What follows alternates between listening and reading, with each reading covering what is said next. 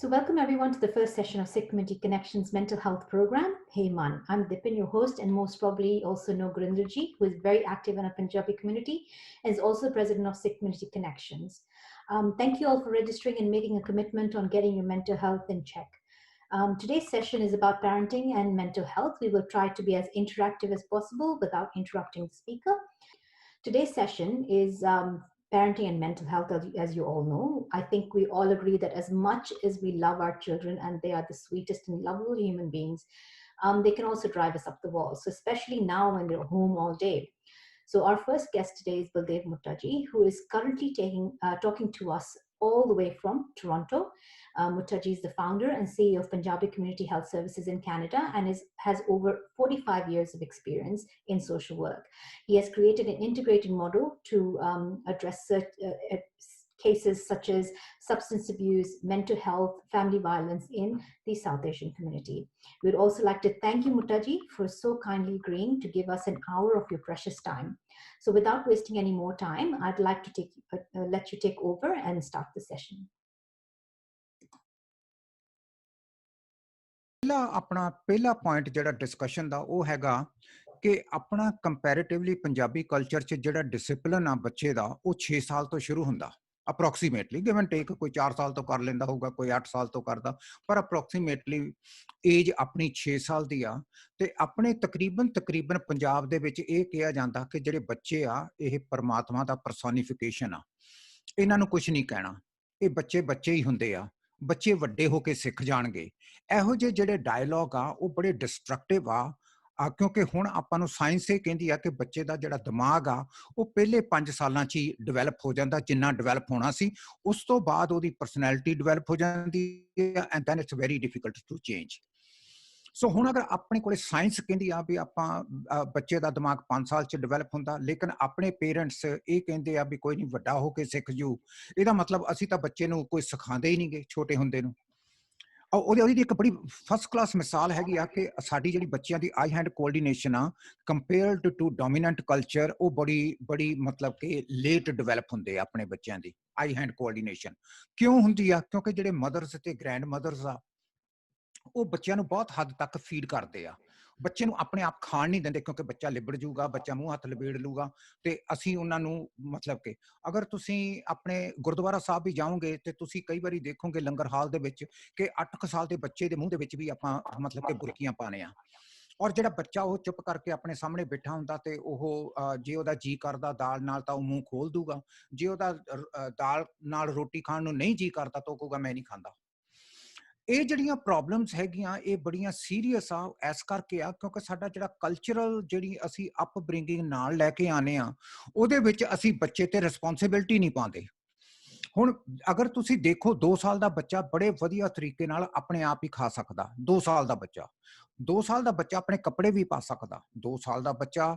ਨੂੰ ਅਗਰ ਤੁਸੀਂ ਚੰਗੀ ਤਰ੍ਹਾਂ ਸਿਖਾਓਗੇ 2 ਸਾਲ ਦਾ ਬੱਚਾ ਆਪਣੇ ਸ਼ੂ ਪਾ ਲੂਗਾ ਲੇਕਿਨ ਸਾਡੇ ਕੋਲੇ ਇੰਨੀ ਪੇਸ਼ੈਂਸ ਨਹੀਂ ਕਿ ਅਸੀਂ 2 ਸਾਲ ਦੇ ਬੱਚੇ ਨੂੰ ਕੁਝ ਸਿਖਾਈਏ ਅਸੀਂ ਉਹਨੂੰ ਟ੍ਰੇਨ ਨਹੀਂ ਕਰਦੇ 3 ਸਾਲ ਦਾ ਬੱਚਾ ਬਿਲਕੁਲ ਫਸਟ ਕਲਾਸ ਆਪਣੇ ਮਤਲਬ ਕਿ ਬਾਲ ਵੀ ਵਾਹ ਸਕਦਾ 3 ਸਾਲ ਦਾ ਬੱਚਾ ਰੋਟੀ ਵੀ ਖਾ ਸਕਦਾ 3 ਸਾਲ ਦੇ ਬੱਚੇ ਨੂੰ ਪਤਾ ਲੱਗ ਜਾਂਦਾ ਵੀ ਮੈਂ ਆਪਣਾ ਮੂੰਹ ਸਾਫ਼ ਕਰਨਾ ਲੇਕਿਨ ਇਹ ਜਿਹੜੀਆਂ ਰਿਸਪੌਂਸਿਬਿਲਟੀਜ਼ ਬੜੀ ਛੋਟੀ ਉਮਰ 'ਚ ਅਸੀਂ ਦੇਣੀਆਂ ਇਹ ਅਸੀਂ ਦਿੰਦੇ ਨਹੀਂ ਕਿਉਂਕਿ ਸਾਡਾ ਕਲਚਰ ਕਹਿੰਦਾ ਵੀ ਇਹਨੂੰ ਬਾਹਲਾ ਨਹੀਂ ਤੰਗ ਕਰਨਾ ਬੱਚੇ ਨੂੰ ਇਹਨੂੰ ਖੇਲ ਲੈਣ ਦਿਓ ਹਜੇ ਸਾਰੀ ਉਮਰ ਪਈ ਆ ਸਿੱਖ ਲੂਗਾ ਹੌਲੀ ਹੌਲੀ ਸਾਰਾ ਕੁਝ ਹੋ ਜਾਊਗਾ ਇਸ ਕਰਕੇ ਇਹ ਆਪਣੇ ਬੱਚੇ ਕੰਪੈਰੀਟਿਵਲੀ ਟੂ ਮੇਨ ਸਟ੍ਰੀਮ ਦੇ ਬੱਚਿਆਂ ਦੇ ਆਪਣੇ ਬੱਚੇ ਜ਼ਿਆਦਾ ਤੁਰਦੇ ਫਿਰਦੇ ਆ ਘਰ ਦੇ ਵਿੱਚ ਕਿਉਂਕਿ ਉਹਨਾਂ ਨੂੰ ਅਸੀਂ ਬਹਿਣਾ ਨਹੀਂ ਸਿਖਾਉਂਦੇ ਤੇ ਉਹ ਕੰਪੈਰੀਟਿਵਲੀ ਦੂਸਰੇ ਬੱਚਿਆਂ ਦੇ ਕੰਪੈਰੀਟਿਵਲੀ ਆਪਣੇ ਬੱਚੇ ਘੱਟ ਬੈਠਦੇ ਆ ਘੱਟ ਉਹ ਜਾਨੀ ਡਿਸਿਪਲਿਨਡ ਹੁੰਦੇ ਆ ਉਹ ਘੱਟ ਕਹਿਣਾ ਮੰਨਦੇ ਆ ਕਿਉਂਕਿ ਮਦਰਸ ਨੇ ਉਹਨਾਂ ਨੂੰ ਗਜਾਇਆ ਹੁੰਦਾ ਤੇ ਉਹ ਸਾਰਾ ਕੁਝ ਤੁਰੇ ਫਿਰਦੇ ਕਰਦੇ ਆ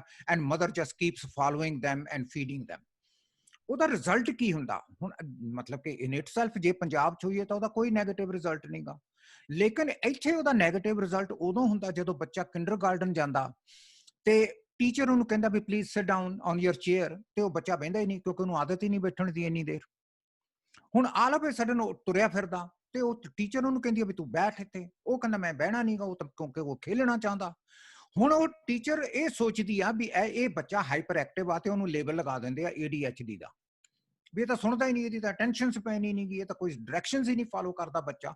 ਸੋ all of a sudden we have a child ਜਿਹੜਾ ਕਿ ਨਾਰਮਲ ਆ, ਉਹਦੀ ਘਰ 'ਚ ਡਿਸਪਲਿਨਿੰਗ ਹੀ ਨਹੀਂ ਹੋਈ, ਉਸ ਨੂੰ ਇੱਕ ਲੇਬਲ ਲੱਗ ਗਿਆ ਕਿ ਇਹ ਬੱਚਾ ADHD ਆ। ਹੁਣ ਆਪਾਂ ਨੂੰ ਉਹ ਟੀਚਰਸ ਕਹਿ ਦੇਣਗੇ ਵੀ ਤੁਹਾਡੇ ਬੱਚੇ ਨੂੰ ADHD ਆ, ਇਹ ਤਾਂ ਬਹਿੰਦਾ ਹੀ ਨਹੀਂ ਟਿੱਕੇ। He doesn't have an attention span. Attention span ਉਹਦਾ ਬਣ ਨਹੀਂ ਸਕਦਾ ਕਿਉਂਕਿ ਅਸੀਂ ਕਿਹੜਾ ਉਹਨੂੰ ਸਿਖਾਇਆ ਘਰ। So that is a bigger problem in our culture ਕਿ ਅਸੀਂ ਆਪਣੇ ਬੱਚੇ ਨੂੰ ਬੈਠਣਾ, ਕੁਰਸੀ ਤੇ ਬੈਠਣਾ ਨਹੀਂ ਸਿਖਾਉਂਦੇ। ਅਸੀਂ ਉਹਨੂੰ ਮਤਲਬ ਕਿ ਇੱਕ ਕਿਸਮ ਦਾ ਪੂਰੇ ਕਮਰਿਆਂ ਦੇ ਵਿੱਚ, ਲਿਵਿੰਗ ਰੂਮ ਦੇ ਵਿੱਚ ਅਸੀਂ ਉਹਨੂੰ ਖੁੱਲ੍ਹਾ ਛੱਡਿਆ, ਉਹ ਜਗ੍ਹਾ ਜਗ੍ਹਾ ਜਾ ਕੇ ਹੱਥ ਲਗਾਉਂਦਾ, ਜਗ੍ਹਾ ਜਗ੍ਹਾ ਜਾ ਕੇ ਚੀਜ਼ਾਂ ਟੱਚ ਕਰਦਾ। ਸਾਡਾ ਕੋਈ ਸਟਰਕਚਰਡ ਐਨਵਾਇਰਨਮੈਂਟ ਨਹੀਂ ਹੁੰਦੀ, ਉੱਠਣ ਦਾ ਟਾਈਮ ਨਹੀਂਗਾ, ਸੌਣ ਦਾ ਟਾਈਮ ਨਹੀਂਗਾ, ਬੈਠਣ ਦਾ ਟਾਈਮ ਨਹੀਂਗਾ, ਰੋਟੀ ਖਾਣ ਦਾ ਟਾਈਮ ਨਹੀਂਗਾ, ਕਿਹੜੀਆਂ ਚੀਜ਼ਾਂ, ਇਹੋ ਜਿਹਾ ਕੁਝ ਨਹੀਂਗਾ। ਅਸੀਂ ਬੱਚੇ ਦੇ ਮੂਡ ਦੇ ਅਨੁਸਾਰ ਚੱਲਦੇ ਹਾਂ, and that seems to be very problematic. Further problems ਕਿਹੜੀਆਂ ਆਉਂਦੀਆਂ ਕਿ ਆਈ ਐਂਡ ਵੀ ਦੀਆਂ। ਹੁਣ ਜਿਹੜਾ ਈਸਟ ਵੈਸਟਰਨ ਕਲਚਰ ਆ, ਉਹ ਬੜਾ ਆਈ ਫੋਕਸਡ ਆ, ਇੰਡੀਵਿਜੂਅਲ ਦੇ ਨਾਲ ਸੰਬੰਧਤ ਆ।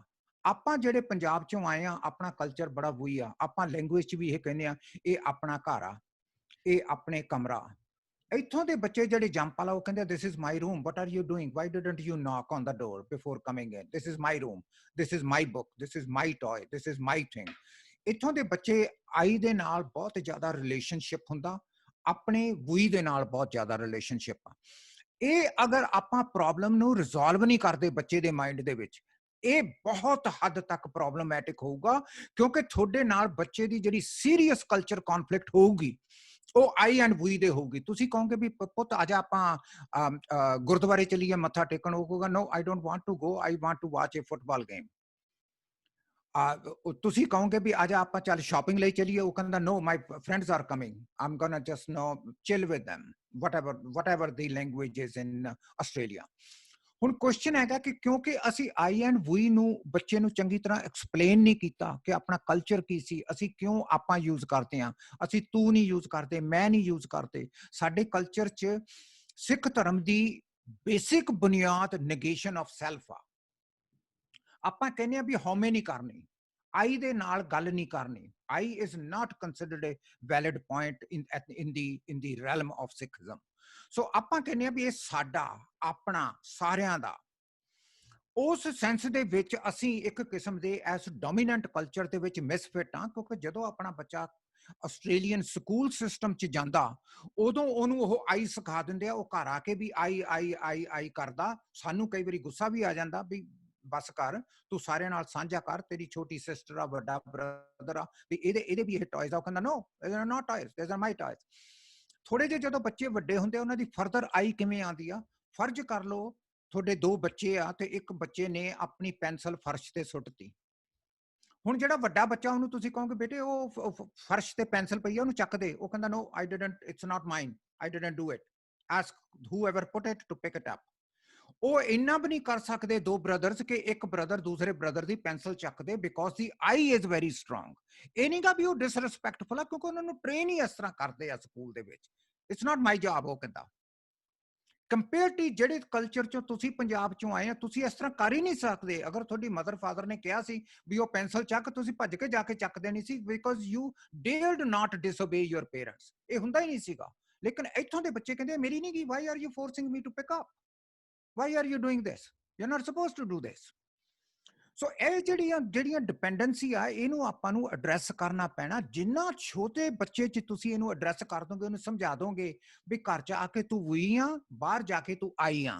ਜੇ ਤੁਸੀਂ ਇਹ ਸਮਝਾਉਂਦੇ ਨਹੀਂ, ਤੁਹਾਡੇ ਘਰ 'ਚ ਕੌਨਫਲਿਕਟ ਹੋਊਗੀ। ਔਰ ਜਦੋਂ ਬੱਚਾ 16, 17, 18 ਸਾਲ ਦਾ ਹੋਊਗਾ, ਖੂਬ ਜ਼ਬਰਦਸਤ ਲੜਾਈ ਹੋਊ ਤੁਹਾਡੇ ਘਰ 'ਚ, ਕਿਉਂਕਿ ਉਹਨੇ ਕਲਚਰ ਨੂੰ ਅਡਾਪਟ ਕਰਨਾ। ਉਹਨੇ ਕਹਿਣਾ ਮੈਂ ਬਾਹਰ ਚੱਲਿਆ, ਮੈਂ ਲੇਟ ਰਾਤ ਰਹੂੰਗਾ, ਮੈਂ ਫਰਾਈਡੇ ਨਾਈਟ ਨੂੰ ਮੂਵੀਜ਼ ਤੇ ਜਾਣਾ, ਮੈਂ ਆਪਣੇ ਫਰੈਂਡਸ ਨਾਲ ਜਾਣਾ। ਤੁਸੀਂ ਕਹੋਗੇ ਨਹੀਂ ਤੂੰ ਨਹੀਂ ਜਾਣਾ, ਤੂੰ ਰਾਤ ਨੂੰ 10 ਵਜੇ ਤੋਂ ਬਾਅਦ ਤੂੰ ਆ ਨਹੀਂ ਸਕਦਾ। ਉਹ ਕਹੂਗਾ ਤੁਸੀਂ ਮੈਨੂੰ ਰੋਕ ਕੇ ਦਿਖਾਓ। All kind of conflict emerges as a result of it. So ਇਹਨੂੰ ਆਪਾਂ ਨੂੰ ਥੋੜਾ ਜਿਹਾ ਸਮਝਣਾ ਚਾਹੀਦਾ ਕਿ ਇਹ ਕੌਨਫਲਿਕਟਸ ਵੱਡੇ ਹੋ ਕੇ ਪੇਰੈਂਟਸ ਕਿਵੇਂ ਆਉਂਦੀਆਂ। So next one is similar one। ਉਹ ਹੈਗੀਆਂ ਕਿ ਦੋਨਾਂ ਦੀਆਂ ਆਪਾਂ ਥੋੜੀਆਂ ਜਿਹੀਆਂ ਵੈਲਿਊ ਸਿਸਟਮ ਕਲਚਰਸ ਦੀਆਂ ਸਮਝ ਲਈਏ, ਫਿਰ ਥੋੜਾ ਜਿਹਾ ਸੌਖਾ ਹੋ ਜੂ ਤੁਹਾਨੂੰ ਬੱਚਿਆਂ ਦੀ ਪਰਵਰਿਸ਼ ਕਰਨਾ। ਹੁਣ ਆਪਾਂ ਆਪਣੇ ਬੱਚਿਆਂ ਨੂੰ ਆਪਣੇ ਤੇ ਡਿਪੈਂਡੈਂਟ ਰੱਖਦੇ ਆ। ਸਾਨੂੰ ਬੜਾ ਵਧੀਆ ਆਉਂਦਾ ਜਦੋਂ ਦਾਦੀ ਮਾਂ ਜਾਂ ਨਾਨੀ ਮਾਂ ਬੱਚੇ ਨੂੰ ਆਪਣੇ ਕੋਲੇ ਬਿਠਾ ਕੇ ਉਹਦੇ ਪਿਆਰ ਨਾਲ ਉਹਨੂੰ ਪਿਆਰ ਕਰਦੀ ਆ, ਉਹਦੀਆਂ ਗੁੱਤਾਂ ਕਰਦੀ ਆ, ਉਹਦਾ ਜੂੜਾ ਕਰਦੀ ਆ, ਉਹਨੂੰ ਬੜੇ ਲਾਡ ਚਾਅ ਨਾਲ ਨਵਾਉਂਦੀ ਆ, ਉਹਨੂੰ ਆਪ ਉਹਦੇ ਕੱਪੜੇ ਪਾਉਂਦੀ ਆ, ਉਹਨੂੰ ਬੜਾ ਚੰਗਾ ਲੱਗਦਾ। ਹੁੰਦਾ ਕੀ ਆ ਕਿ ਬੱਚਾ ਡਿਪੈਂਡੈਂਟ ਬਣ ਗਿਆ। ਹੁਣ ਉਹ ਡਿਪੈਂਡੈਂਟ ਇੱਕ ਐਸਪੈਕਟ ਤੇ ਨਹੀਂ ਬਣਿਆ, ਉਹ ਡਿਪੈਂਡੈਂਟ ਸਾਰੀ ਉਮਰ ਤੇ ਬਣ ਗਿਆ। ਹੁਣ ਉਹਦੀ ਜੇ ਮੁੰਡਾ ਤਾਂ ਤੁਸੀਂ ਉਹਨੂੰ ਡਿਪੈਂਡੈਂਟਲੀ ਰੇਜ਼ ਕਰਤਾ, ਤੁਸੀਂ ਉਹਦੇ ਮੂੰਹ 'ਚ ਬੁਰਕੀਆਂ ਪਾਉਂਦੇ ਸੀ, ਫਿਰ ਉਹ ਵੱਡਾ ਹੋ ਗਿਆ, ਫਿਰ ਤੁਸੀਂ ਉਹਨੂੰ ਹਮੇਸ਼ਾ ਯਾਦ ਕਰਾਉਂਦੇ ਸੀ, ਬੇਟੇ ਤੂੰ ਕਿਤਾਬਾਂ ਲੈ ਕੇ ਚੱਲ, ਤੂੰ ਹੁਣ ਬਰਸ਼ ਕਰ ਲਾ, ਤੂੰ ਹੁਣ ਥੱਲੇ ਆ ਜਾ, ਤੂੰ ਹੁਣ ਟੀਵੀ ਦੇਖ ਲਾ, ਤੂੰ ਹੁਣ ਬੈਠ ਜਾ, ਤੂੰ ਹੁਣ ਦੇਖ ਲਾ, ਤੂੰ ਕੱਲ ਤੂੰ ਟਾਈਮ ਸਿਰ ਵਾਪਸ ਨਹੀਂ ਸੀ ਆਇਆ, ਅੱਜ ਤੂੰ ਟਾਈਮ ਸਿਰ ਆ ਜਾ। ਇਹਨਾਂ ਨੂੰ ਆਪਾਂ ਕਹਿੰਦੇ ਆ ਡਿਪੈਂਡੈਂਸੀ ਫੋਸਟਰ ਕਰਨਾ। ਜਦੋਂ ਤੁਸੀਂ ਇੱਕ ਵਾਰੀ ਡਿਪੈਂਡੈਂਟ ਕਰ ਲਿਆ, ਉਹ ਮੁੰਡਾ ਜਦੋਂ ਵੱਡਾ ਹੋਊਗਾ ਉਹਦੀ ਆਪਣੀ ਵਾਈਫ ਨਾਲ ਬਣਨੀ ਨਹੀਂ। ਤੁਸੀਂ ਉਹਨੂੰ ਇੱਕ ਕਿਸਮ ਦਾ ਇਸ ਤਰੀਕੇ ਨਾਲ ਵੱਡਾ ਕਰਤਾ ਕਿ ਉਹਦੇ ਜਦੋਂ ਆਪਣੀ ਜ਼ਿੰਦਗੀ 'ਚ ਜੀਵਨ ਸਾਥੀ ਲੱਭਣਾ, ਉਹਦੇ ਜੀਵਨ ਸਾਥੀ ਨੂੰ ਵੀ ਉਹ ਚਾਹੂਗਾ ਕਿ ਮੇਰਾ ਜੀਵਨ ਸਾਥੀ ਮੈਨੂੰ ਰਿਮਾਈਂਡ ਕਰਵਾਵੇ ਮਾਂ ਵਾਂਗੂ। ਸੋ ਉਹਨੇ ਆਪਣੇ ਜੀਵਨ ਸਾਥੀ ਚੋਂ ਰਿਮਾਈਂਡਰਸ ਭਾਲਣੇ ਆ ਪਿਆਰ ਵਾਲੇ। ਉਹ ਰਿਮਾਈਂਡਰਸ ਉਹਨੂੰ ਵਾਈਫ ਨੇ ਦੇਣੇ ਨਹੀਂ। ਵਾਈਫ ਕਹੂਗੀ I'm not your mother, I'm your wife. ਉਦੋਂ ਆਪਣੇ ਕਲਚਰ ਦੀਆਂ ਮੇਜਰ ਡੋਮੀਨੈਂਟ ਜਿਹੜੀਆਂ ਡਿਵੋਰਸਿਸ ਹੋ ਰਹੇ ਆ, ਉਹ ਇਸ ਕਰਕੇ ਹੋ ਰਹੇ ਆ ਕਿਉਂਕਿ ਸਾਡੀ ਜਿਹੜੀ ਮੁੰਡਿਆਂ ਦੀ ਪਰਵਰਿਸ਼ ਆ ਟੋਟਲੀ ਮਿਸਫਿਟ ਆ, ਗਲਤ ਆ। ਤੇ ਤੁਸੀਂ ਪੰਜਾਬ 'ਚ ਦੇਖੋਗੇ ਆਪਣੇ ਮੁੰਡਿਆਂ ਦੀ ਸਾਰੇ ਨਾਲੋਂ ਜ਼ਿਆਦਾ ਵਿਗੜੇ ਹੋਏ ਆਪਣੇ ਮੁੰਡੇ ਪੰਜਾਬ ਦੇ ਆ, ਔਰ ਸਾਰੇ ਨਾਲੋਂ ਵਧੀਆ ਕੁੜੀਆਂ ਪੰਜਾਬ ਦੀਆਂ। ਕੈਨੇਡਾ 'ਚ, ਆਸਟ੍ਰੇਲੀਆ 'ਚ ਅਗਰ ਤੁਸੀਂ ਇੱਕ ਕਿਸਮ ਦੀ ਸਰਵੇ ਕਰੋ, ਤੁਸੀਂ ਤੁਹਾਨੂੰ ਪਤਾ ਲੱਗ ਜੂਗਾ ਕਿ ਜਿਹੜੀਆਂ ਕੁੜੀਆਂ ਉਹ ਜ਼ਿਆਦਾ ਪੜ੍ਹਦੀਆਂ, ਜ਼ਿਆਦਾ ਚੰਗੀਆਂ, ਘੱਟ ਪ੍ਰੋਬਲਮ 'ਚ ਫਸਦੀਆਂ ਕੰਪੈਰੇਟਿਵਲੀ ਪੰਜਾਬੀ ਮੁੰਡਿਆਂ ਦੇ। ਉਹਦਾ ਰੀਜ਼ਨ ਇਹ ਹੈਗਾ ਕਿ ਸਾਡਾ ਜਿਹੜਾ ਡਿਪੈਂਡੈਂਸੀ ਕ੍ਰੀਏਟ ਕਰਨੀ ਆ ਵੀ ਇਹ ਮੁੰਡੇ ਨੂੰ ਅਸੀਂ ਆਪਣੇ ਕੋਲੇ ਰੱਖਾਂਗੇ, ਇਹ ਤਾਂ ਸਾਡਾ ਸ਼ੇਰ ਪੁੱਤ ਆ, ਇਹਨੂੰ ਤਾਂ ਅਸੀਂ ਆਪਣੇ ਲਾਡ ਚਾਅ ਨਾਲ ਰੱਖਾਂਗੇ, ਤੇ ਫਿਰ ਉਹਨੂੰ ਅਸੀਂ ਚਮਲਾ ਲੈਨੇ ਆ। ਉਹ ਜਿਹੜਾ ਡਿਪੈਂਡੈਂਸੀ ਕ੍ਰੀਏਟ ਕਰਨੀ ਆ, ਉਹ ਸਾਨੂੰ ਇੱਕ ਕਿਸਮ ਦਾ ਜਾਨੀ ਡਿਸਟਰੋਏ ਕਰਦਾ at the end of it. ਉਹ ਫਿਰ ਆਪਾਂ ਥੋੜਾ ਜਿਹਾ ਬਾਅਦ ਚ ਡਿਸਕਸ਼ਨ ਕਰਦੇ ਆ। ਫਿਰ ਆਪਾਂ ਆਪਣੇ ਕਲਚਰ ਦੀ ਇੱਕ ਖਾਸੀਅਤ ਆ ਕਿ ਆਪਾਂ ਪਰਿਵਾਰਾਂ ਨੂੰ, ਰਿਸ਼ਤਿਆਂ ਨੂੰ ਬਹੁਤ ਅਹਿਮੀਅਤ ਦਿੰਨੇ ਆ, ਲੇਕਿਨ ਬੱਚੇ ਨੂੰ ਕੁਝ ਦੱਸਿਆ ਹੀ ਨਹੀਂ ਵੀ ਮਾਮੇ ਦੇ ਰੋਲਸ ਕੀ ਆ, ਰੋਲਸ ਐਂਡ ਰਿਸਪੌਂਸਿਬਿਲਿਟੀ ਕੀ ਆ। ਵਾਟ ਇਜ਼ ਅ ਮਾਮਾ? ਉਹਦੇ ਭਾਣੇ ਮਾਮਾ ਇਜ਼ ਐਨ ਅੰਕਲ। ਉਹ ਕਹਿੰਦਾ ਅੰਕਲ ਇਜ਼ ਸੇਮ ਫਾਈਨ, ਲੇਕਿਨ ਮਾਮੇ ਦੀ ਜਿਹੜੀ ਬੈਕਗਰਾਉਂਡ ਹਿਸਟਰੀ ਆ ਪੰਜਾਬੀ ਕਲਚਰ 'ਚ, ਜਾਂ ਤਾਂ ਉਹਨੂੰ ਸਮਝਾਓ ਵੀ ਉਹ ਕਿਉਂ, ਉਹ ਇੰਨਾ ਇੰਪੋਰਟੈਂਟ ਰਿਲੇਸ਼ਨਸ਼ਿਪ ਕਿਉਂ ਆ, ਉਹ ਤਾਂ ਅਸੀਂ ਸਮਝਾਉਂਦੇ ਨਹੀਂਗੇ। ਚਾਚੇ ਦਾ ਇੰਨਾ ਰਿਲੇਸ਼ਨਸ਼ਿਪ ਜਾਂ ਤਾਏ ਦਾ ਇੰਨਾ ਰਿਲੇਸ਼ਨਸ਼ਿਪ ਇੰਪੋਰਟੈਂਟ ਕਿਉਂ ਆ, ਉਹ ਤਾਂ ਅਸੀਂ ਸੱਚਿਆ ਨਹੀਂ। ਅਸੀਂ ਤਾਂ ਕਿਹਾ ਤੇਰੇ ਅੰਕਲ ਆ, ਇਹਨੂੰ ਆਪਾਂ ਪੰਜਾਬੀ ਦੇ ਵਿੱਚ ਤਾਇਆ ਜੀ ਕਹਿੰਦੇ ਆ। ਉਹ ਕਹਿੰਦਾ ਓਕੇ ਤਾਇਆ ਜੀ, ਸਤਿ ਸ਼੍ਰੀ ਅਕਾਲ। ਪਰ ਉਹਨੂੰ ਪਤਾ ਹੈ ਨਹੀਂਗਾ ਵੀ ਤਾਇਆ ਜੀ what does it mean to be ਤਾ। ਉਹ ਜਿਹੜੀ ਮੀਨਿੰਗ ਆ ਉਹਦੇ ਤੇ ਅਸੀਂ ਟਾਈਮ ਹੀ ਨਹੀਂ ਲਾਇਆ, ਅਸੀਂ ਉਹਨੂੰ ਅੰਕਲ ਚ ਕਨਵਰਟ ਕਰਤਾ ਵੀ ਇਹ ਤੇਰੇ ਵੱਡੇ ਆ, ਇਹਨੂੰ ਤਾਇਆ ਜੀ ਕਹਿੰਦੇ ਆ, ਜਿਹੜਾ ਤੇਰਾ ਛੋਟਾ ਉਹਨੂੰ ਅਸੀਂ ਚਾਚਾ ਜੀ ਕਹਿੰਦੇ ਆ। ਦੈਟਸ ਇਟ, ਸਰ ਗਿਆ। ਉਹਦੇ ਭਾਣੇ ਸਾਰਾ ਕੁਝ ਅੰਕਲ ਹੀ ਆ। ਤੇ ਹੁਣ ਕਿਉਂਕਿ ਉਹਨੂੰ ਅਹਿਮੀਅਤ ਦਾ ਨਹੀਂ ਪਤਾ ਤੇ ਉਹਨੂੰ ਸੈਂਸ ਆਫ ਫੈਮਿਲੀ ਦਾ ਨਹੀਂ ਪਤਾ। ਉਹਨੂੰ ਜੇ ਸੈਂਸ ਆਫ ਫੈਮਿਲੀ ਦਾ ਨਹੀਂ ਪਤਾ, ਜਦੋਂ ਤੁਸੀਂ ਕਹਿੰਦੇ ਹੋ ਵੀ ਅਸੀਂ ਆਪਣੇ ਐਕਸਟੈਂਡਡ ਫੈਮਿਲੀ ਦੇ ਘਰ ਜਾਣਾ, ਅਸੀਂ ਉੱਥੇ ਰਵਾਂਗੇ, ਤੁਸੀਂ ਆ ਕਰੋ, ਕਹਿੰਦੇ no I don't want to go to see uncle, I have my own thing. So ਅਸੀਂ ਤਾਂ ਉਹਨਾਂ ਦੇ ਵਿੱਚ ਸੈਂਸ ਆਫ ਕਲੈਕਟਿਵਿਜ਼ਮ ਦਾ ਡਿਵੈਲਪ ਹੀ ਨਹੀਂ ਕਰ ਸਕੇ ਕਿਉਂਕਿ ਅਸੀਂ ਉਹਨਾਂ ਨੂੰ ਐਕਸਪਲੇਨ ਨਹੀਂ ਕੀਤਾ ਵੀ ਸਾਡਾ ਕਲਚਰ ਹੈ ਕੀ। ਅਸੀਂ ਉਹਨਾਂ ਨੂੰ ਇੰਗਲਿਸ਼ 'ਚ ਟ੍ਰਾਂਸਲੇਟ ਕਰਕੇ ਅੰਕਲ ਦੀ ਕਾਈਂਡ ਆਫ ਨੂੰ ਦੇਤੀ। ਸੋ ਜਿਹੜਾ ਸੈਂਸ ਆਫ ਕਲੈਕਟਿਵਿਜ਼ਮ ਆ ਉਹ ਅਸੀਂ ਫੋਸਟਰ ਨਹੀਂ ਕਰਦੇ, ਤੇ ਉਹਨਾਂ ਦਾ ਜਿਹੜਾ ਸੈਂਸ ਆਫ ਇੰਡੀਵਿਜੂਅਲਿਜ਼ਮ ਡਿਵੈਲਪ ਹੋ ਜਾਂਦਾ। ਤੇ ਉਹ ਫਿਰ ਆਪਣੇ ਕਮਰਿਆਂ 'ਚ ਬੈਠੇ ਰਹਿੰਦੇ ਆ, ਆਪਣੇ ਇੰਟਰਨੈਟ ਤੇ ਖੇਲਦੇ ਰਹਿੰਦੇ ਆ, ਆਪਣੇ ਪੀਅਰਸ ਨਾਲ ਗੱਲ ਕਰਦੇ ਰਹਿੰਦੇ ਆ। ਤੇ ਜਦੋਂ ਕੋਈ ਅੰਕਲ ਆਂਟੀ ਆਂਦਾ, ਤੁਹਾਨੂੰ ਸੱਦਣਾ ਪੈਂਦਾ ਵੀ ਆ ਜਾ ਥੱਲੇ, ਆ ਇੱਕ ਮਿੰਟ, ਸਤਿ ਸ੍ਰੀ ਅਕਾਲ ਬੁਲਾ ਦੇ, ਅੰਕਲ ਆਏ ਆ। ਉਹ ਕਹਿੰਦਾ ਸਤਿ ਸ੍ਰੀ ਅਕਾਲ ਜੀ, ਕੀ ਹਾਲ ਆ ਬੇਟੇ, ਠੀਕ ਆ, ਚਲੋ ਜੀ। ਉਸ ਤੋਂ ਬਾਅਦ ਫਿਰ ਉੱਤੇ ਜਾਂ ਥੱਲੇ, ਡਿਪੈਂਡ ਕਰਦਾ ਬਈ ਕਿਸ ਤਰੀਕੇ ਨਾਲ ਮਕਾਨ ਬਣਿਆ ਹੋਇਆ। ਦੈਟਸ ਵਾਟ ਦੇ ਡੂ। ਆਪਣੇ ਬੱਚੇ ਘੱਟ ਡਿਸਿਪਲਿਨਡ ਆ, ਸੋ ਵੀ ਡੋਂਟ ਡਿਸਿਪਲਿਨ। ਆਪਣੇ ਬੱਚਿਆਂ ਦੀ ਕੋਈ ਡਿਸਿਪਲਿਨ ਨਹੀਂਗਾ। ਫਿਰ parenting is usually the domain of woman. Now science ਇਹ ਕਹਿੰਦੀ ਆ ਕਿ ਫਾਦਰ ਦਾ ਰੋਲ ਮਦਰ ਨਾਲੋਂ ਜ਼ਿਆਦਾ ਆ ਬੱਚਿਆਂ ਦੀ ਪਰਵਰਿਸ਼ ਦੇ ਵਿੱਚ। ਅਸੀਂ ਇਹ ਮੰਨਣ ਨੂੰ ਹੀ ਨਹੀਂ ਤਿਆਰ। ਸਾਡੇ ਆਦਮੀ, ਪੰਜਾਬੀ ਆਦਮੀ ਮੰਨਦੇ ਹੀ ਨਹੀਂਗੇ ਇਹ। ਵੀ ਫਾਦਰ ਦਾ ਰੋਲ ਮਦਰ ਨਾਲੋਂ ਜ਼ਿਆਦਾ ਇੰਪੋਰਟੈਂਟ ਆ, ਉਹ ਤਾਂ ਮੰਨਦੇ ਨਹੀਂ। ਉਹਨਾਂ ਦੇ ਤਾਂ ਬੜਾ ਸਿੰਪਲ ਸਾਡਾ ਕਲਚਰ ਨੇ ਇਹ ਆਦਮੀ ਨੂੰ ਬਣਾਤਾ ਕਿ ਆਦਮੀ ਇੱਕ ਪੈਸੇ ਕਮਾਉਣ ਵਾਲੀ ਮਸ਼ੀਨ ਆ। ਔਰ ਕਈ ਆਦਮੀ, ਪੰਜਾਬੀ ਆਦਮੀ ਬੜੇ ਫਖਰ ਨਾਲ ਕਹਿੰਦੇ ਆ ਬਈ ਅਸੀਂ ਆਪਣੀ ਵਾਈਫ ਨੂੰ ਕਿਹਾ ਵੀ ਤੂੰ ਭਗਵਾਨੇ ਤੂੰ ਕੰਮ ਨਹੀਂ ਕਰਨਾ, ਆ ਲੈ ਨਵੀਂ ਗੱਡੀ, ਤੂੰ ਬੱਚੇ ਪਾਲ, ਬਸ ਫਸਟ ਕਲਾਸ ਬੱਚੇ ਪਾਲ, ਮੈਂ ਕੰਮ ਕਰੂੰਗਾ 16 ਘੰਟੇ। Now this is totally unacceptable. Science ਦੇ ਹਿਸਾਬ ਨਾਲ this is not suppose to be. ਉਹ ਤੁਹਾਡੇ ਬੱਚੇ ਵੀ ਉਨੇ ਆ ਜਿੰਨੇ ਮਾਂ ਦੇ ਆ। ਸੋ ਮਾਂ ਵੀ ਡਿਸਿਪਲਿਨ ਕਰ ਸਕਦੀ ਹੈ, ਫਾਦਰ ਨੂੰ ਵੀ ਡਿਸਿਪਲਿਨ ਕਰਨਾ ਪੈਣਾ, ਪਰ ਉਹ ਤਾਂ ਕਰ ਨਹੀਂ ਰਿਹਾ ਕਿਉਂਕਿ ਵਿਚਾਰਾ ਘਰੇ ਹੀ ਨਹੀਂਗਾ। ਸੋ ਸਾਡਾ ਜਿਹੜਾ ਟੋਟਲੀ ਪੇਰੈਂਟਿੰਗ ਆ ਨਾ, ਉਹ ਬੈਕਵਰਡ ਹੋਈ ਹੋਈ ਆ। ਸਾਇੰਸ ਕਹਿੰਦੀ ਆ ਵੀ ਫਾਦਰ ਨੂੰ ਜ਼ਿਆਦਾ ਟਾਈਮ ਸਪੈਂਡ ਕਰਨਾ ਚਾਹੀਦਾ, ਸਾਡੇ ਟਾਈਮ ਘੱਟ ਸਪੈਂਡ ਕਰਦੇ। ਸਾਡੇ ਕਹਿੰਦੇ ਵੀ ਮਾਂ ਆਪੇ ਕਰੀ ਜਾਵੇ ਯਾਰ, ਮੈਂ ਤਾਂ ਤੂੰ ਮੈਨੂੰ ਦੱਸ, ਮੈਂ ਤੈਨੂੰ ਪੈਸੇ ਹੋਰ ਲਿਆ ਕੇ ਦੇ ਦਿੰਦਾ, ਪਰ ਆ ਨਾ ਮੈਨੂੰ ਕਹਿ ਵੀ ਤੂੰ ਮੈਂ ਬੱਚੇ ਨੂੰ ਚੱਕੀ ਫਿਰਾਂ ਜਾ, ਇਹ ਨਹੀਂ ਮੇਰੇ ਤੋਂ ਹੁੰਦਾ, ਦਿਸ ਇਜ਼ ਨਾਟ ਮਾਈ ਜੌਬ। ਫਿਰ ਫਾਈਨਲ ਜਿਹੜਾ ਹੈਗਾ ਕਿ ਸਾਡੀਆਂ ਜਿਹੜੀਆਂ ਕੌਨਫਲਿਕਟਸ ਆ ਦੋ ਲੈਵਲ ਤੇ ਆ। ਗੋਰਿਆਂ ਦੇ ਕੌਨਫਲਿਕਟ ਹੁੰਦੀ ਆ ਸਿਰਫ ਇੰਟਰਜਨਰੇਸ਼ਨਲ, ਸਾਡੇ ਕੌਨਫਲਿਕਟ ਹੁੰਦੀ ਆ ਇੰਟਰਜਨਰੇਸ਼ਨਲ ਐਂਡ ਇੰਟਰਕਲਚਰਲ। ਅਸੀਂ ਇਹਨਾਂ ਆਹ ਕੌਨਫਲਿਕਟ ਵੀ ਨਾਲੇ ਜੁੜ ਜਾਂਦੀ ਆ ਸਾਡੇ, ਸਾਡੀਆਂ ਕਲਚਰਲ ਕੌਨਫਲਿਕਟਸ ਵੀ ਆ ਬੱਚਿਆਂ ਦੇ ਨਾਲ। ਹੁਣ ਇੱਕ ਬੱਚਾ ਮਿਨੀ ਸਕਲਟ ਪਾਉਂਦਾ, 16 ਸਾਲ ਦੀ ਕੁੜੀ ਉਹਦੀ ਮਿਨੀ ਸਕਲਟ ਪਾ ਰਹੀ ਆ, ਟੈਂਕ ਟੌਪ ਪਾਇਆ ਹੋਇਆ। ਅਸੀਂ ਕਹਿੰਦੇ ਆ ਵੀ ਕੁੜੀਏ ਤੂੰ ਇਹ ਪਾ ਨਹੀਂ ਸਕਦੀ, ਇਹ ਅਨਐਕਸੈਪਟੇਬਲ ਡਰੈਸ ਨਾਰਮ ਆ। ਉਹ ਕਹਿੰਦੀ ਕਿਉਂ? ਉਹ ਕਹਿੰਦੇ ਵੀ ਨੋ ਦਿਸ ਇਜ਼ ਨਾਟ ਐਕਸੈਪਟੇਬਲ। ਉਹ ਕਹਿੰਦੀ ਮੈਨੂੰ ਦੱਸੋ ਤਾਂ ਸਹੀ ਕਿਉਂ, Y is it not acceptable? ਉਹ ਕਹਿੰਦੀ ਬਿਕੋਜ਼ ਯੂ ਆਰ ਸ਼ੋਇੰਗ। ਉਹ ਕਹਿੰਦੀ ਸੋ ਮੈਨੂੰ ਐਕਸਪਲੇਨ ਤਾਂ ਕਰੋ ਕੀ ਪ੍ਰੋਬਲਮ ਕੀ ਆ। ਉਹ ਕਹਿੰਦੀ but it's not good, uncle is coming. ਉਹ ਕਹਿੰਦੀ let uncle close his eyes, I'm not gonna change myself. ਹੁਣ ਕੀ ਕਰੋਗੇ? ਇਹ ਇੰਟਰਕਲਚਰਲ ਕੌਨਫਲਿਕਟ ਆ ਕਿਉਂਕਿ ਤੁਸੀਂ ਆਪਣੀ ਕੁੜੀ ਨੂੰ ਦੱਸਿਆ ਨਹੀਂ ਵੀ ਸਾਡਾ ਕਲਚਰ 'ਚ ਐਕਸੈਪਟੇਬਲ ਕੀ ਆ। ਤੁਸੀਂ ਦੱਸਿਆ ਹੀ ਨਹੀਂ ਉਹਨੂੰ। ਤੁਸੀਂ ਕਦੋਂ ਦੱਸਿਆ? ਜਦੋਂ 13 ਸਾਲ ਦੀ ਹੋ ਗਈ। ਤੇ ਜਦੋਂ 5 ਸਾਲ ਦੀ ਸੀ ਉਦੋਂ ਕਿਉਂ ਨਹੀਂ ਦੱਸਿਆ? ਉਦੋਂ ਵੀ ਤਾਂ ਨੀਕਰ ਪਾਉਂਦੀ ਸੀ 5 ਸਾਲ ਦੀ, ਉਦੋਂ ਤਾਂ ਤੁਸੀਂ ਕੁਝ ਨਹੀਂ ਕਿਹਾ, ਉਦੋਂ ਤਾਂ ਤੁਸੀਂ ਪਾਤੀਆਂ ਕਿਉਂਕਿ ਬਾਕੀ ਦੇ ਬੱਚਿਆਂ ਦੇ ਸੀ। ਜਦੋਂ 16 ਸਾਲ ਦੀ ਹੋਈ ਤੇ ਉਦੋਂ ਉਹਨੇ ਸ਼ਾਰਟਸ ਪਾਈਆਂ, ਉਦੋਂ ਤੁਸੀਂ ਕਹਿੰਦੇ ਹੋ ਦੋਏ ਤੂੰ ਨਹੀਂ ਪਾ ਸਕਦੀ, ਤੂੰ ਹੁਣ ਵੱਡੀ ਹੋ ਗਈ। ਉਹ ਕਹਿੰਦੀ ਕਿਉਂ, ਵਾਟਸ ਰੋਂਗ ਵਿਦ ਮੀ? ਉਹ ਕਹਿੰਦੇ because in our culture women don't show legs। ਉਹ ਕਹਿੰਦੀ that's your problem then, I'm not your culture, I'm Australian culture। ਕਿਉਂਕਿ ਅਸੀਂ ਦੱਸਦੇ ਨਹੀਂ, ਅਸੀਂ ਬੈਠ ਕੇ ਗੱਲ ਨਹੀਂ ਕਰਦੇ। Beauty is not in showing. ਪਰ ਅਸੀਂ ਉਹਦੇ ਨਾਲ ਕਦੇ ਕੁੜੀ ਨਾਲ ਬੈਠ ਕੇ ਗੱਲ ਨਹੀਂ ਕੀਤੀ ਵੀ just because you are able to show your body doesn't mean that is what is culture. ਪਰ ਅਸੀਂ ਤਾਂ ਕਦੇ ਬੈਠ ਕੇ ਗੱਲ ਹੀ ਨਹੀਂ ਕੀਤੀ ਉਹਦੇ ਨਾਲ। ਛੋਟੀ ਹੁੰਦੀ ਦੇ ਜਦੋਂ 5 6 7 ਸਾਲ ਦੀ ਸੀ ਅਸੀਂ ਨਹੀਂ ਗੱਲ ਕੀਤੀ। ਅਸੀਂ ਗੱਲ ਕਰਨ ਲੱਗਿਆ ਜਦੋਂ ਉਹ ਟੀਨੇਜਰ ਹੋ ਗਈ, ਜਦੋਂ ਵੂਮਨਹੁੱਡ ਚ ਐਂਟਰ ਹੋਣ ਲੱਗੀ, ਉਦੋਂ ਅਸੀਂ ਉਹਨੂੰ ਬਿਠਾ ਲਿਆ ਵੀ ਉਰੇ ਆ, ਇੱਧਰ ਆ ਨਹੀਂ ਪਾ ਸਕਦੀ ਕੱਪੜੇ। ਉਹ ਕਹਿੰਦੀ ਕਿਉਂ? That's the problem that we are having because we don't talk about intercultural things। ਸੋ ਆ ਜਿਹੜੇ ਐਡਲਟ ਦੇ ਆ, ਇਹ ਆਪਣੇ ਕਮਿਊਨਿਟੀ ਦੇ ਵਿੱਚ ਇਹ ਹਿੱਲੇ ਹੋਏ ਆ 3 ਸਰਕਲ। ਸੋ ਆਪਣੇ 3 ਸਰਕਲ ਕੀ ਆ? ਇੱਕ ਵਰਕ ਦਾ, ਇੱਕ ਪਰਿਵਾਰ ਦਾ ਤੇ ਇੱਕ ਸੋਸ਼ਲ। ਇਹਦੇ ਚ ਆਪਾਂ ਪਾਰਟੀਆਂ ਕਰਦੇ ਆ, ਵਿਆਹ ਸ਼ਾਦੀਆਂ ਤੇ ਜਾਂਦੇ ਆ, ਇੱਕ ਦੂਜੇ ਨੂੰ ਸਾਧਦੇ ਆ, ਇੱਕ ਦੂਜੇ ਦੇ ਘਰ ਜਾਂਦੇ ਆ। ਆ ਆਪਣਾ ਪਰਿਵਾਰ ਆ, ਇਹਦੇ ਵਿੱਚ ਚਾਚੇ ਤਾਏ ਵੀ ਆ ਸਕਦੇ ਆ, ਅਸੀਂ ਇਕੱਲੇ ਵੀ ਹੋ ਸਕਦੇ ਆ, ਕਈਆਂ ਦੀਆਂ ਫੈਮਲੀਆਂ ਸਿਰਫ ਇਕੱਲੀਆਂ, ਦੇ ਆਰ ਨਾਟ ਮੈਨੀ ਪੀਪਲ ਹੀਅਰ। ਤੇ ਆ ਸਾਡਾ ਕੰਮ ਆ। ਹੁਣ ਆਦਮੀ ਦਾ ਇਹ ਸਰਕਲ ਦੇਖ ਲਓ ਇੱਕ ਮਿੰਟ। ਆਦਮੀ ਦਾ ਆਹ ਸਰਕਲ 8 ਘੰਟੇ ਦਾ ਨਹੀਂਗਾ, 8 ਘੰਟੇ ਦੇ ਮਤਲਬ ਕਿ ਜੇ ਆਪਾਂ ਲਗਾਈਏ ਇੱਕ ਆਹ ਸਰਕਲ ਆਦਮੀ ਦਾ ਬਹੁਤ ਵੱਡਾ ਬਣਾਇਆ ਹੋਇਆ।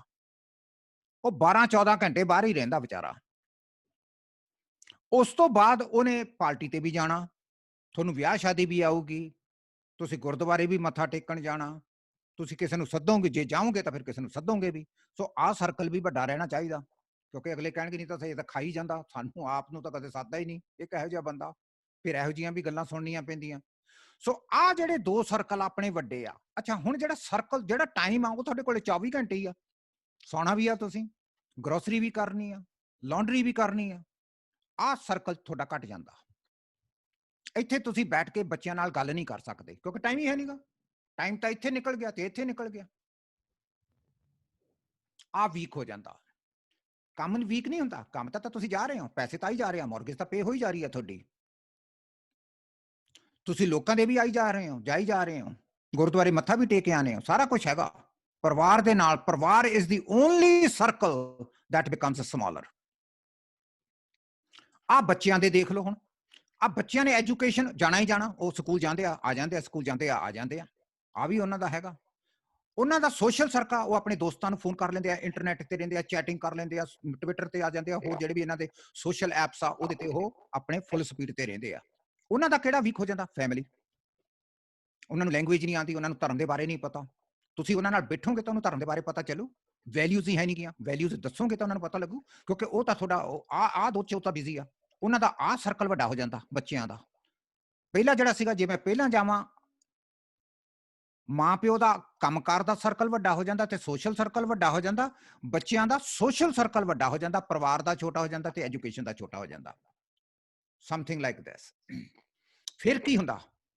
ਬੱਚਿਆਂ ਦੀ ਜ਼ਿੰਦਗੀ ਦੇ ਜੇ ਚੱਕਰ ਤੇ ਫਿਰ ਕਿੱਥੇ ਹੁੰਦਾ? ਫਿਰ ਉਹ ਲੇਟਨੈਸ, ਸਕੂਲ ਸਕਿਪਿੰਗ, ਹੋਮਵਰਕ ਨਹੀਂ ਕਰਦੇ।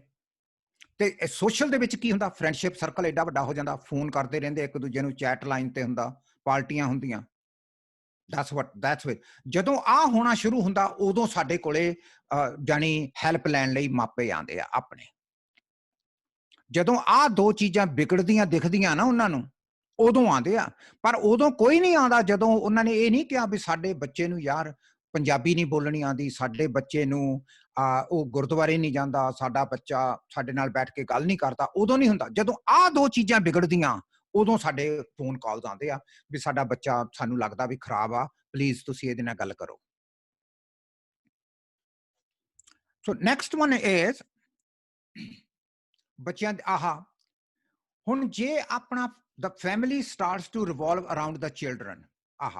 ਹੁਣ ਕਿਉਂਕਿ ਆ ਦੋ ਵਿਗੜੇ ਹੋਏ ਆ ਸਰਕਲ, ਬੱਚਾ ਸਕੂਲ ਵੀ ਨਹੀਂ ਜਾਂਦਾ, ਬੱਚੇ ਦੇ ਦੋਸਤ ਵੀ ਬਹੁਤ ਆ, ਤੇ ਫਿਰ ਕੀ ਹੁੰਦਾ? ਫਿਰ ਘਰ ਦੇ ਵਿੱਚ ਮਾਪਿਆਂ ਨਾਲ ਆਰਗੂਇੰਗ ਸ਼ੁਰੂ ਹੋ ਜਾਂਦੀ ਹੈ, ਬੱਚੇ ਦੀ ਲੜਾਈ ਝਗੜਾ ਸ਼ੁਰੂ ਹੋ ਗਿਆ ਮਾਪਿਆਂ ਦੇ ਨਾਲ ਉਹਦਾ। ਹੁਣ ਤੁਸੀਂ ਉਹਨੂੰ ਰਿਮਾਈਂਡਰ ਦੇਣੇ ਸ਼ੁਰੂ ਕਰਤੇ, ਕਿਉਂਕਿ ਕੰਮ ਹੀ ਨਹੀਂ ਕਰਦਾ। ਕਿਉਂਕਿ ਉਹ ਕੰਮ ਨਹੀਂ ਕਰਦਾ, ਤੁਸੀਂ ਉਹਨੂੰ ਕਹਿੰਦੇ ਆ ਵੀ ਤੂੰ ਹੋਮਵਰਕ ਨਹੀਂ ਕਰਦਾ, ਤੂੰ ਬੈਠਾ ਤੇ ਟੈਲੀਵਿਜ਼ਨ ਦੇਖੀ ਜਾਂਦਾ। ਹੁਣ ਮੈਂ ਪਿਛਲੇ 3 ਘੰਟੇ ਦਾ ਤੈਨੂੰ ਦੇਖ ਰਿਹਾ, ਤੂੰ ਇੰਟਰਨੈਟ ਤੋਂ ਨਹੀਂ ਉੱਠਦਾ, ਤੇ ਹੋਮਵਰਕ ਕਦੋਂ ਕਰੇਗਾ? ਹੁਣ ਅਸੀਂ ਉਹਨੂੰ ਰਿਮਾਈਂਡਰ ਦੇਣ ਲੱਗ ਗਏ। ਜਦੋਂ ਰਿਮਾਈਂਡਰ ਦੇਣ ਲੱਗ ਗਏ ਤਾਂ ਉਹ ਕਹਿੰਦਾ ਇਹਨਾਂ ਨੇ ਤਾਂ ਬੋਲੀ ਜਾਣਾ, ਇਹਨਾਂ ਦਾ ਹੋਰ ਕੋਈ ਕੰਮ ਹੀ ਨਹੀਂ ਗਾ, ਤਾਂ ਬੋਲਦੇ ਹੀ ਰਹਿੰਦੇ ਆ ਮੈਨੂੰ। ਫਿਰ ਉਹ ਕੀ ਕਰਦਾ? ਉਹਦਾ ਘਰ 'ਚ ਜੀ ਲੱਗਣੋਂ ਹਟ ਜਾਂਦਾ, ਫਿਰ ਉਹ ਲੇਟ ਘਰ ਆਉਣਾ ਸ਼ੁਰੂ ਹੋ ਜਾਂਦਾ, ਫਿਰ ਉਹਦੀ ਮਾੜੀ ਸੰਗਤ ਹੋ ਜਾਂਦੀ ਆ। ਇਹ ਸਾਰੀ ਪ੍ਰੋਬਲਮ ਕਿੱਥੋਂ ਸ਼ੁਰੂ ਹੋਈ? ਕਿਉਂਕਿ ਅਸੀਂ ਜਿਹੜਾ ਸਾਡਾ ਸੀਗਾ ਇਦੋਂ ਵੀ ਪਹਿਲਾਂ ਵਾਲਾ ਸਰਕਲ ਨਹੀਂ ਅਸੀਂ 3 ਪੈਰਲਲ ਬਣਾ ਕੇ ਰੱਖੇ, ਤਾਂ ਕਰਕੇ ਇਹ ਸਾਰਾ ਸਾਡਾ ਪਰਿਵਾਰ ਡਿਸਫੰਕਸ਼ਨਲ ਹੋਣਾ ਸ਼ੁਰੂ ਹੋ ਗਿਆ। ਸੋ ਜੇ ਅਸੀਂ ਤਿੰਨੋਂ ਸਰਕਲ ਬਰਾਬਰ ਰੱਖਦੇ, ਪਰਿਵਾਰ ਨੂੰ ਵੀ ਅਸੀਂ ਉਨੀ ਤਵੱਜੋ ਦਿੰਦੇ ਜਿੰਨੀ ਕੰਮ ਨੂੰ ਦਿੰਦੇ ਆ, ਤੇ ਜਿੰਨੀ ਸੋਸ਼ਲ ਨੂੰ ਦਿੰਦੇ ਆ, ਸਾਡੇ 'ਚ ਕਦੇ ਵੀ ਪ੍ਰੋਬਲਮਸ ਨਹੀਂ ਆਉਣੀਆਂ। ਕੋਈ ਬੱਚਾ ਵਿਗੜਦਾ ਨਹੀਂਗਾ ਜੇ ਤੁਸੀਂ 3 ਚੀਜ਼ਾਂ ਨੂੰ ਬਰਾਬਰ ਰੱਖੋਗੇ। ਗੁਰੂ ਸਾਹਿਬ ਨੇ ਲੈਂਗੁਏਜ ਯੂਜ਼ ਕੀਤੀ ਆ ਪਰਿਵਾਰ ਦੇ ਵਿੱਚ ਸੰਜਮ ਹੋਣਾ। ਸੰਜਮ ਦਾ ਮਤਲਬ ਹੈਗਾ ਇੱਕ ਬੈਲੈਂਸ ਨਾਲ ਕਰਨਾ। ਸਾਡੇ ਤਾਂ ਇਹ ਬੈਲੈਂਸ ਹੀ ਨਹੀਂ ਹੁੰਦੇ 3 ਸਰਕਲ, ਪੰਜਾਬੀ ਕਲਚਰ 'ਚ ਤਾਂ ਬੈਲੈਂਸ ਹੀ ਨਹੀਂ ਕੀਤੇ ਅਸੀਂ। ਸਾਡੇ ਤਾਂ ਕੰਮ ਕਰਨ 'ਚ ਫਖਰ ਮਹਿਸੂਸ ਕਰਦੇ ਆ, ਘਰ ਵੱਡੇ ਨੂੰ ਲੈਣ ਨੂੰ ਕਰਦੇ ਆ, ਜਿੰਨਾ ਛੇਤੀ ਘਰ ਪੇ ਆਫ ਹੋ ਜੇ ਉਸ ਚੀਜ਼ ਦੀ ਵਡਿਆਈ ਮਾਰਦੇ ਆ ਪਾਰਟੀਆਂ 'ਚ। ਮੈਂ ਤਾਂ 5 ਸਾਲਾਂ 'ਚ ਕਹਿੰਦੇ ਚੱਕ ਕੇ ਮੌਰਗੇਜ ਮਾਰੀ। That's not something to be proud of। ਇਹਦਾ ਮਤਲਬ ਤੁਸੀਂ 5 ਸਾਲ ਬੱਚਿਆਂ ਨੂੰ ਟਾਈਮ ਨਹੀਂ ਦੇ ਸਕੇ। That's what the problem is। So that's where we have this। ਫਿਰ ਨੈਕਸਟ ਸਟੇਜ ਹੈਗੀ ਆ, ਪਰਿਵਾਰ ਟੁੱਟਣ ਲੱਗ ਜਾਂਦੇ ਆ, ਇੱਕ ਦੂਸਰੇ ਨਾਲ ਹਸਬੈਂਡ ਵਾਈਫ ਲੜਨ ਲੱਗ ਜਾਂਦੇ ਆ। ਹਸਬੈਂਡ ਕਹਿੰਦਾ ਵੀ ਤੈਨੂੰ ਮੈਂ ਘਰ ਛੱਡਿਆ ਸੀ, ਨਵੀਂ ਕਾਰ ਲੈ ਕੇ ਦਿੱਤੀ ਹੈ, ਤੇ ਤੂੰ ਬੱਚੇ ਨਹੀਂ ਸਾਂਭ ਸਕੀ। Then that kind of a statement start ਹਰ ਹੁਣ ਹਸਬੈਂਡ ਵਾਈਫ ਲੜ ਪਏ, ਬੱਚੇ ਇੱਕ ਦੂਜੇ ਨਾਲ ਲੜ ਪਏ, ਬੱਚੇ ਤੇ ਮਾਪਿਆਂ ਦੀ ਲੜਾਈ ਹੋਣ ਲੱਗ ਪਈ, ਹੁਣ ਫੈਮਿਲੀ ਟੁੱਟਣ ਲੱਗੀ ਆ।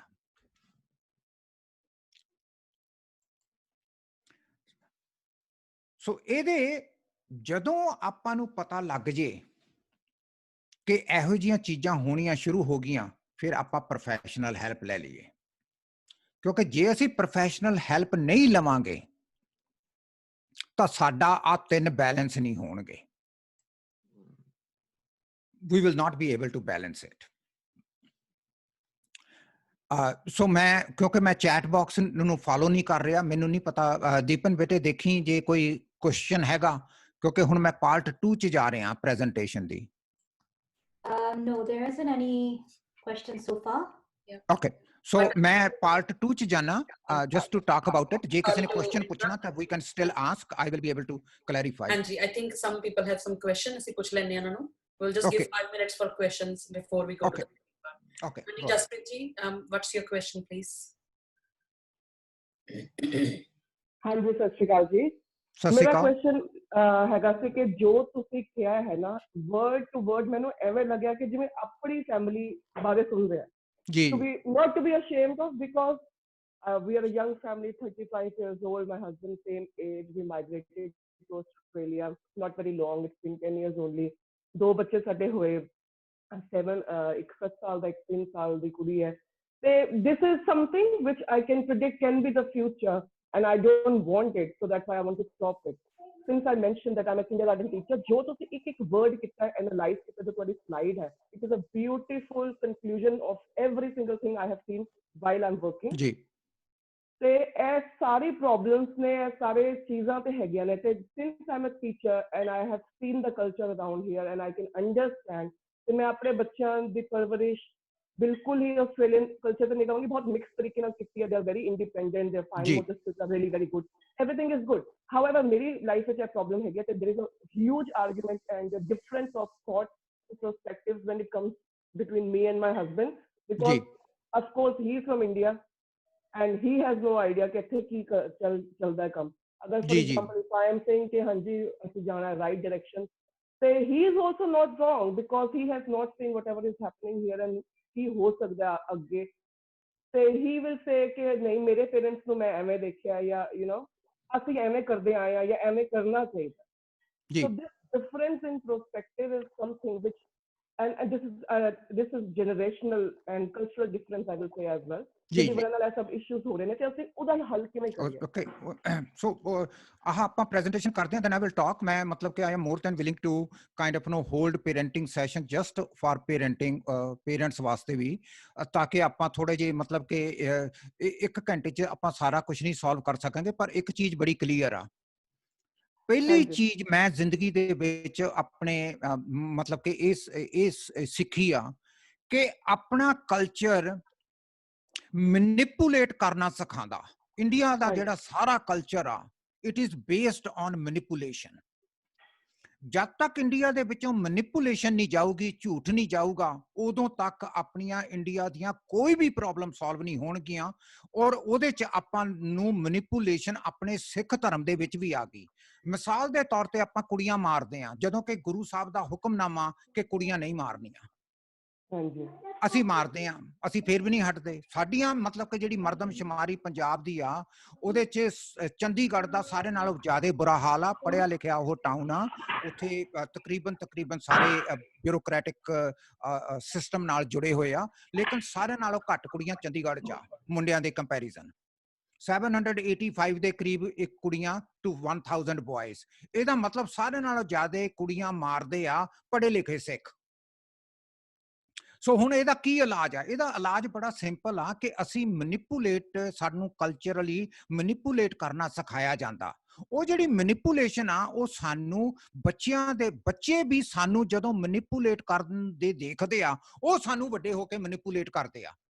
ਉਹ ਸਾਨੂੰ ਉਹ ਦੱਸਦੇ ਆ ਜਿਹੜਾ ਕੁਝ ਅਸੀਂ ਸੁਣਨਾ ਚਾਹੁੰਦੇ ਆ, ਉਹ ਨਹੀਂ ਦੱਸਦੇ ਜਿਹੜਾ ਕੁਝ ਉਹਨਾਂ ਦੀ ਰਿਐਲਿਟੀ ਹੁੰਦੀ ਆ। That's the problem in our culture. ਹੁਣ ਆਪਾਂ ਜੇ ਬਿਲਕੁਲ ਓਨੈਸਟਲੀ ਚੱਲਣਾ ਤਾਂ ਸਾਰਿਆਂ ਨਾਲੋਂ ਪਹਿਲਾਂ ਆਪਾਂ ਨੂੰ ਇਹ ਚੀਜ਼ ਕਰਨੀ ਪੈਣੀ ਆ ਕਿ ਆਪਾਂ ਚੁੱਪ ਕਰਕੇ ਆਪਣੇ ਬੱਚੇ ਨੂੰ ਸੁਣੀਏ ਕਿ ਉਹ ਕੀ ਕਹਿਣਾ ਚਾਹੁੰਦਾ। ਲੇਕਿਨ ਸਾਡੇ ਕੋਲੇ ਇੰਨੀ ਪੇਸ਼ੈਂਸ ਹੈ ਨਹੀਂ ਕਿ ਅਸੀਂ ਬੱਚੇ ਨੂੰ ਸੁਣ ਸਕੀਏ। ਔਰ ਖਾਸ ਕਰਕੇ ਅਗਰ ਬੱਚਾ ਇਹ ਕਵੇ ਕਿ ਮੈਨੂੰ ਸਿੱਖ ਧਰਮ ਚੰਗਾ ਨਹੀਂ ਲੱਗਦਾ, ਸਾਡੀ ਪੇਸ਼ੈਂਸ ਜਦ ਹੀ ਖਤਮ ਹੋ ਜਾਂਦੀ ਆ। ਅਸੀਂ ਡਾਂਟਣਾ ਸ਼ੁਰੂ ਕਰ ਦਿੰਦੇ ਆ ਵੀ ਹੈ ਤੂੰ ਇਹ ਕਿਵੇਂ ਕਹਿੰਦੀ ਆ, ਸਾਡੇ ਗੁਰੂਆਂ ਨੇ ਜਾਨਾਂ ਦਿੱਤੀਆਂ, ਫਲਾਨਾ ਹੋਇਆ, ਇਹ ਹੋਇਆ। ਅਸੀਂ ਉਹਨੂੰ ਕਰਾ ਕੇ ਅਸੀਂ ਉਹਦੀ ਬੋਲਤੀ ਬੰਦ ਕਰਤੀ। ਉਹ ਕਹਿੰਦਾ ਚੰਗਾ ਅੱਗੇ ਤੋਂ ਪੁੱਛ ਲਿਓ, ਕਹਿੰਦਾ ਤੂੰ ਚੱਲੇਗਾ? ਹਾਂਜੀ ਕੱਲ ਚੱਲੂਗਾ। ਜਦੋਂ ਬੱਚਾ ਵੱਡਾ ਹੋ ਜਾਂਦਾ ਉਹ ਕਹਿੰਦਾ ਜਾਣਾ ਹੀ ਨਹੀਂਗਾ, ਇਹਨਾਂ ਨੂੰ ਪਤਾ ਹੀ ਨਹੀਂਗਾ, ਕਿਉਂਕਿ ਅਸੀਂ ਉਹਨੂੰ ਦੱਸ ਨਹੀਂ ਸਕੇ। ਸਾਡੀ ਜਿਹੜੀ ਆ ਮੈਨੀਪੂਲੇਸ਼ਨ ਜਦ ਤੱਕ ਨਹੀਂ ਨਾ ਜਾਂਦੀ, ਉਦੋਂ ਤੱਕ ਸਾਡੇ ਬੱਚੇ ਉਸ ਤਰ੍ਹਾਂ ਦੇ ਨਹੀਂ ਨਿਕਲਦੇ ਜਿਵੇਂ ਸਾਨੂੰ ਚਾਹੀਦੇ ਆ। ਇਹ ਇੱਕ ਨੰਬਰ 1 ਪ੍ਰਾਇਰਟੀ ਆ। ਤੀਜੀ ਮੈਂ ਤੁਹਾਨੂੰ ਬੋਲ ਦੇਣਾ ਕਿਉਂਕਿ ਇੱਥੇ ਆਪਣੇ ਕੋਲੇ ਬਾਹਲਾ ਟਾਈਮ ਨਹੀਂ। I just want to go through certain things. Guru Arjan Dev Maharaj ਦਾ ਇੱਕ ਸ਼ਲੋਕ ਆ ਤੇ ਉਹ ਤੁਸੀਂ ਚੇਤੇ ਕਰ ਲਓ ਤੇ ਉਹਦੇ ਤੇ ਆਧਾਰ ਤੇ ਤੁਸੀਂ ਬੱਚਿਆਂ ਦੀ ਪਰਵਰਿਸ਼ ਕਰਨੀ ਆ। ਸੋ ਗੁਰੂ ਅਰਜਨ ਦੇਵ ਜੀ ਕਹਿੰਦੇ ਆ ਕਿ ਸੱਚ ਵਰਤ, ਸੰਤੋਖ ਤੀਰਥ, ਗਿਆਨ ਧਿਆਨ ਇਸ਼ਨਾਨ, ਦਇਆ ਦੇਵਤਾ, ਖਿਮਾ ਜਪ ਮਾਲੀ, ਇਹ ਮਾਨਸ ਪ੍ਰਧਾਨ। ਆਦਮੀ ਕਹਿੰਦੇ ਕਿਹੋ ਜਿਹਾ ਹੋਣਾ ਚਾਹੀਦਾ, ਉਹਦੇ ਚ ਕਹਿੰਦੇ 6 ਕੁਆਲਿਟੀਜ਼ ਆ। ਸੱਚ ਵਰਤ, ਸੱਚ ਬੋਲੇ, ਸੰਤੋਖ ਹੋਵੇ, ਉਹਦੇ ਚ ਕੰਟੈਂਟਮੈਂਟ ਹੋਵੇ, ਸੱਚ ਵਰਤ, ਸੰਤੋਖ ਤੀਰਥ, ਗਿਆਨ ਧਿਆਨ ਇਸ਼ਨਾਨ। ਇਸ਼ਨਾਨ ਦਾ ਮਤਲਬ ਆ ਨਹਾਣਾ। ਆਪਾਂ ਸਾਬਣ ਪਾਣੀ ਨਾਲ ਨਹਾਉਂਦੇ ਆ ਤੇ ਗੁਰੂ ਸਾਹਿਬ ਕਹਿੰਦੇ ਆ ਕਾਹਦੇ ਨਾਲ ਨਹਾਣਾ? ਗਿਆਨ ਤੇ ਧਿਆਨ ਨਾਲ। ਗਿਆਨ ਧਿਆਨ ਇਸ਼ਨਾਨ, ਦਇਆ ਦੇਵਤਾ, ਦਇਆ ਕਰੇ, ਖਿਮਾ ਮਾਫੀ ਮੰਗੇ। ਇਹ ਜੇ 6 ਕੁਆਲਿਟੀਜ਼ ਉਸ ਬੱਚੇ ਚ ਆ ਜਾਣ, ਇਨਸਾਨ ਚ ਆ ਜਾਣ, ਉਹ ਮਾਨਸ ਪ੍ਰਧਾਨ, ਜਾਨੀ ਉਹ ਹਿਊਮਨ ਬੀਇੰਗ ਸ੍ਰੇਸ਼ਟ ਆ, ਜਾਨੀ ਟੌਪ ਤੇ ਆ। ਹੁਣ ਸਾਡਾ ਗੁਰੂ ਸਾਨੂੰ ਇਹ ਕਹਿੰਦਾ ਸੱਚ ਵਰਤ। ਪਹਿਲਾ ਹੀ ਓਪਨਿੰਗ ਸੈਂਟੈਂਸ ਹੀ ਗੁਰੂ ਸਾਹਿਬ ਦਾ ਹੈਗਾ ਕਿ ਅਸੀਂ ਸੱਚ ਬੋਲਣਾ।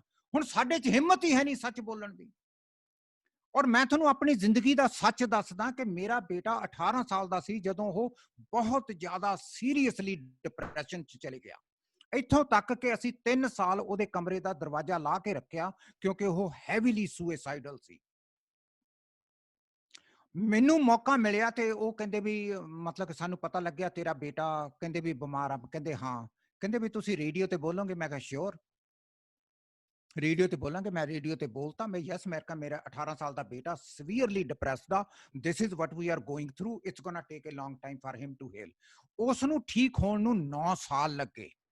ਜਦੋਂ ਵੀ ਮੈਨੂੰ ਕਿਸੇ ਨੇ ਪੁੱਛਣਾ ਵੀ ਤੁਹਾਡਾ ਬੇਟਾ ਕਿਵੇਂ ਆ, ਮੈਂ ਕਿਹਾ ਵੀ ਹਜੇ ਡਿਪਰੈਸਡ ਆ। ਮੈਂ ਨਹੀਂ ਕਦੇ ਝੂਠ ਬੋਲਿਆ ਕਿਉਂਕਿ ਇਹ ਰਿਐਲਿਟੀ ਆ, ਇਹਨੂੰ ਹਾਈਡ ਨਹੀਂ ਕਰਨਾ। ਕਿਉਂ? ਕਿਉਂਕਿ ਮੇਰਾ ਗੁਰੂ ਕਹਿੰਦਾ ਵੀ ਸੱਚ ਵਰਤ, ਸੱਚ ਬੋਲ, ਇਹ ਰਿਐਲਿਟੀ ਆ। ਪਰ ਸਾਡੇ ਚ ਗੱਟਸ ਹੀ ਹੈ ਨਹੀਂ ਕਿ ਸੱਚ ਬੋਲਣ ਦੇ। ਅਸੀਂ ਤਾਂ ਲੁਕੋ ਕੇ ਰੱਖਾਂਗੇ, ਉਹ ਨਹੀਂ ਜੀ ਸਾਡਾ ਬੱਚਾ ਤਾਂ ਮਾੜਾ ਜਿਹਾ ਬਿਮਾਰ ਜਿਹਾ ਹੋ ਗਿਆ, ਹੁਣ ਤਾਂ ਅੱਗੇ ਨਾਲੋਂ ਤਾਂ ਬਹੁਤ ਬੈਟਰ ਆ ਜੀ, ਹੁਣ ਤਾਂ ਅੱਗੇ ਨਾਲੋਂ। ਉਹ ਬੈਟਰ ਹੈ ਹੀ ਨਹੀਂਗਾ। 3 ਸਾਲ ਚ ਤਾਂ ਅਸੀਂ ਦਰਵਾਜ਼ਾ ਨਹੀਂ ਲਾਇਆ ਉਹਦੇ ਕਮਰੇ ਦੇ, ਅਸੀਂ ਰਾਤ ਨੂੰ ਉੱਠ ਪਹਿਰਾ ਦਿੰਦੇ ਰਹੇ ਹਾਂ। ਸੋ ਜਦੋਂ ਆਪਾਂ ਨੂੰ ਆਪਣੇ ਤੇ ਲਾਣੀ ਪੈਂਦੀ ਹੈ ਨਾ ਗੁਰੂ ਸਾਹਿਬ ਦੇ ਵਾਕ, ਉਦੋਂ ਅਸੀਂ ਚੇਂਜ ਜੇ ਨਹੀਂ ਕਰਦੇ ਤਾਂ ਸਾਡੀ ਪੜ੍ਹੀ ਹੋਈ ਬਾਣੀ ਦਾ ਕੋਈ ਮਤਲਬ ਨਹੀਂਗਾ,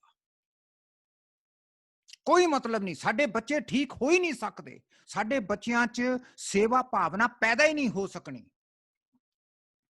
ਕਿਉਂ? ਕਿਉਂਕਿ ਅਸੀਂ ਉਹ ਪੜ੍ਹੀ ਹੋਈ ਬਾਣੀ ਨੂੰ ਇੰਪਲੀਮੈਂਟ ਨਹੀਂ ਕਰਦੇ, ਕਿਉਂਕਿ ਸਾਨੂੰ ਡਰ ਲੱਗ ਜਾਂਦਾ ਲੋਕ ਕੀ ਕਹਿਣਗੇ। ਓ ਮਾਈ ਗॉड, ਅੱਛਾ ਤੁਹਾਡੇ 'ਚ? ਮੈਨੂੰ ਕਈਆਂ ਨੇ ਕਿਹਾ, ਕਹਿੰਦੇ ਵੀ ਤੂੰ ਇੰਨਾ ਵਧੀਆ ਸੋਸ਼ਲ ਵਰਕ ਕਰਾਂ, ਤੇਰੀ ਸਾਰੀ ਦੁਨੀਆ 'ਚ ਨਾ, ਤੇ ਤੇਰਾ ਆਪਣਾ ਮੁੰਡਾ ਹੀ ਡਿਪਰੈਸਡ ਹੋਇਆ ਫਿਰਦਾ। ਮੈਂ ਕਿਹਾ ਸੋ ਫਿਰ ਕੀ ਕਰੀਏ? ਮੈਂ ਕਿਹਾ ਮੈਂ ਦੁਨੀਆ 'ਚ ਨਹੀਂ ਰਹਿੰਦਾ, ਤੁਹਾਡਾ ਕੀ ਖਿਆਲ ਹੈ ਮੈਨੂੰ ਕੋਈ ਦੁੱਖ ਨਹੀਂ ਆਉਣਾ? ਜੇ ਸਾਡੇ ਗੁਰੂ ਨੂੰ ਦੁੱਖ ਆਏ ਆ ਤਾਂ ਮੈਨੂੰ ਕਿਉਂ ਨਹੀਂ ਦੁੱਖ ਆ ਸਕਦਾ ਬਈ? ਆ ਜਿਹੜੀਆਂ ਗੱਲਾਂ ਜਦ ਤੱਕ ਆਪਾਂ ਆਪਣੇ ਆਪ ਦੀ ਇੰਟਰੋਸਪੈਕਸ਼ਨ ਨਹੀਂ ਕਹਿੰਦੇ, ਜਿਵੇਂ ਕਿ ਬਾਬਾ ਫਰੀਦ ਕਹਿੰਦਾ ਆਪਾਂ ਨੂੰ ਵੀ ਆਪਣੇ ਗਰੇਬਾਨ 'ਚ ਝਾਕ, ਆਪਾਂ ਨੇ ਉਹ ਕਰਨੀ ਨਹੀਂ ਗੀ, ਤਾਂ ਫਿਰ ਆਪਣੇ ਬੱਚੇ ਕਿੱਥੋਂ ਠੀਕ ਹੋ ਜਾਣੇ ਆ? ਬੱਚੇ ਠੀਕ ਹੋਣੇ ਨਹੀਂ। ਤੇ ਪੰਜਾਬ ਦੀ ਟ੍ਰੈਜਡੀ ਕੀ ਆ? ਪੰਜਾਬ ਦੀ ਟ੍ਰੈਜਡੀ ਹੋਈ ਸਿੰਪਲ ਇਹ ਆ ਕਿ ਅਸੀਂ ਮੁੰਡਿਆਂ ਨੂੰ ਗਲਤ ਤਰੀਕੇ ਨਾਲ ਪਾਲਿਆ ਤੇ ਸਾਰਿਆਂ ਦੇ ਸਾਰੇ ਅਸੀਂ ਚਿੱਟੇ ਤੇ ਲਾ ਲਏ। ਆ ਟ੍ਰੈਜਡੀ ਆ। ਤੇ ਕੁੜੀਆਂ ਕਿਉਂ ਨਹੀਂ ਲੱਗੀਆਂ ਸਾਡੀਆਂ ਚਿੱਟੇ ਤੇ? ਕਿਉਂਕਿ ਕੁੜੀਆਂ ਦੀ ਪਰਵਰਿਸ਼ ਅਸੀਂ ਵਧੀਆ ਕਰਦੇ ਆ, ਕੁੜੀਆਂ ਦੀ ਪਰਵਰਿਸ਼ ਅਸੀਂ ਵਧੀਆ ਕਰਦੇ ਆ, ਅਸੀਂ ਮੁੰਡਿਆਂ ਦੀ ਪਰਵਰਿਸ਼ ਨਹੀਂ ਕਰਦੇ। ਹੁਣ ਮੈਂ ਕਾਫੀ ਸਾਲਾਂ ਤੋਂ ਨਹੀਂ ਗਿਆ ਕਿਉਂਕਿ ਮੇਰੀ ਆਪਣੀ ਸਿਹਤ ਨਹੀਂ ਇੰਨੀ ਠੀਕ ਰਹਿੰਦੀ। ਮੈਂ ਜਦੋਂ ਵੀ ਜਾਂਦਾ ਸੀਗਾ ਪੰਜਾਬ 'ਚ, ਮੈਂ ਯੂਨੀਵਰਸਿਟੀ ਆਫ ਆਪਣੀ ਪੰਜਾਬੀ ਯੂਨੀਵਰਸਿਟੀ ਪਟਿਆਲਾ 'ਚ ਜ਼ਰੂਰ ਬੋਲ ਕੇ ਆਉਂਦਾ ਸੀ ਸੋਸ਼ਲ ਵਰਕ ਡਿਪਾਰਟਮੈਂਟ 'ਚ। ਉੱਥੇ ਮਾਸਟਰਸ ਇਨ ਸੋਸ਼ਲ ਵਰਕ ਦੀਆਂ ਕੁੜੀਆਂ ਕੋਈ 20-25 ਕੁੜੀਆਂ ਹੋਣੀਆਂ ਤੇ 3-4 ਮੁੰਡੇ ਹੁੰਦੇ ਸੀ। ਮਾਸਟਰਸ ਲੈਵਲ ਦੀ ਕਲਾਸ ਦੇ ਵਿੱਚ 3-4 ਮੁੰਡੇ ਹੋਣੇ, ਬਹਿ ਜਾ ਹੋ ਜਾਂਦੀ ਸੀ। ਉਹ ਕਹਿੰਦੇ ਉਹ 4 ਹੋ ਗਏ ਐਤਕੀ। ਆਹ ਹਾਲ ਆ ਪੰਜਾਬ ਦਾ। ਸੋ ਮੁੰਡਿਆਂ, ਕਿਹੜੇ ਮੁੰਡੇ ਨਾਲ ਕੁੜੀ ਵਿਆਹਾਂਗੇ ਆਪਾਂ? ਕੁੜੀਆਂ ਤਾਂ ਸਾਰੀਆਂ ਮਾਸਟਰਸ ਕਰੀ ਜਾਂਦੀਆਂ ਪੰਜਾਬ ਦੀਆਂ, ਤੇ ਮੁੰਡਾ ਤਾਂ 10ਵੀਂ ਨਹੀਂ ਟੱਪ ਰਿਹਾ। ਫਿਰ ਕੀ ਕਰਾਂਗੇ? ਇਹੀ ਹਾਲ ਸਾਡੇ ਕੈਨੇਡਾ ਦਾ। ਕੈਨੇਡਾ 'ਚ ਡਰੱਗ ਡੀਲਿੰਗ ਉਹ ਫੈਮਲੀਆਂ ਕਰਦੀਆਂ ਜਿਹੜੀਆਂ ਅਪਰ ਮਿਡਲ ਕਲਾਸ ਆ, ਜਿਨ੍ਹਾਂ ਦੇ ਘਰ 'ਚ ਮਰਸੀਡੀਜ਼ ਤੇ BMWs ਖੜੀਆਂ ਤੇ 2-3 ਮਿਲੀਅਨ ਡਾਲਰ ਦਾ ਘਰ ਆ, ਉਹ ਫੈਮਲੀਜ਼ ਇਨਵੋਲਵਡ ਆ ਡਰੱਗ ਡੀਲਿੰਗ 'ਚ। ਸ਼ਰਮ ਨਹੀਂ ਆਉਂਦੀ ਆਪਾਂ ਨੂੰ? ਔਰ ਉਹ ਫਖਰ ਨਾਲ ਕਹਿੰਦੇ ਆ ਵੀ ਹਾਂਜੀ ਆ ਦੇਖੋ ਜੀ ਸਾਡਾ 4 ਮਿਲੀਅਨ ਡਾਲਰ ਦਾ ਘਰ ਆ, ਹੁਣ ਅਸੀਂ ਕੀ ਕਰੀਏ ਲਾ। And they have acceptance in the community ਕਿਉਂਕਿ ਉਹਨਾਂ ਕੋਲ 4 ਮਿਲੀਅਨ ਡਾਲਰ ਦਾ ਘਰ ਆ। ਆ ਸਾਡੀ ਹਾਲਤ। ਸੋ ਜੇ ਆਪਾਂ ਬੱਚਿਆਂ ਦੀ ਪਰਵਰਿਸ਼ ਕਰਨੀ ਆ, ਤੁਹਾਡਾ ਕੀ ਖਿਆਲ ਵੀ ਬੱਚੇ ਦੇਖਦੇ ਨਹੀਂ? ਤੇ ਕਿਉਂ ਮੈਨੂੰ ਸਾਰਿਆਂ ਨਾਲ ਜ਼ਿਆਦਾ ਫੋਨ ਕਾਲਾਂ ਆਉਂਦੀਆਂ ਵੀ ਆ $10,000 ਲੈ ਲਓ, ਸਾਡੀ ਕੁੜੀ 35 ਸਾਲ ਦੀ ਹੋ ਗਈ, ਵਿਆਹ ਨਹੀਂ ਕਰਾ ਰਹੀ, ਪਲੀਜ਼ ਕਿਸੇ ਤਰੀਕੇ ਨਾਲ ਉਹਨੂੰ ਕਹਿ ਲਓ ਵੀ ਵਿਆਹ ਕਰਾ ਲਵੇ। ਉਹ ਕਹਿੰਦੀ ਨਹੀਂ ਕਰਾਉਂਦੀ।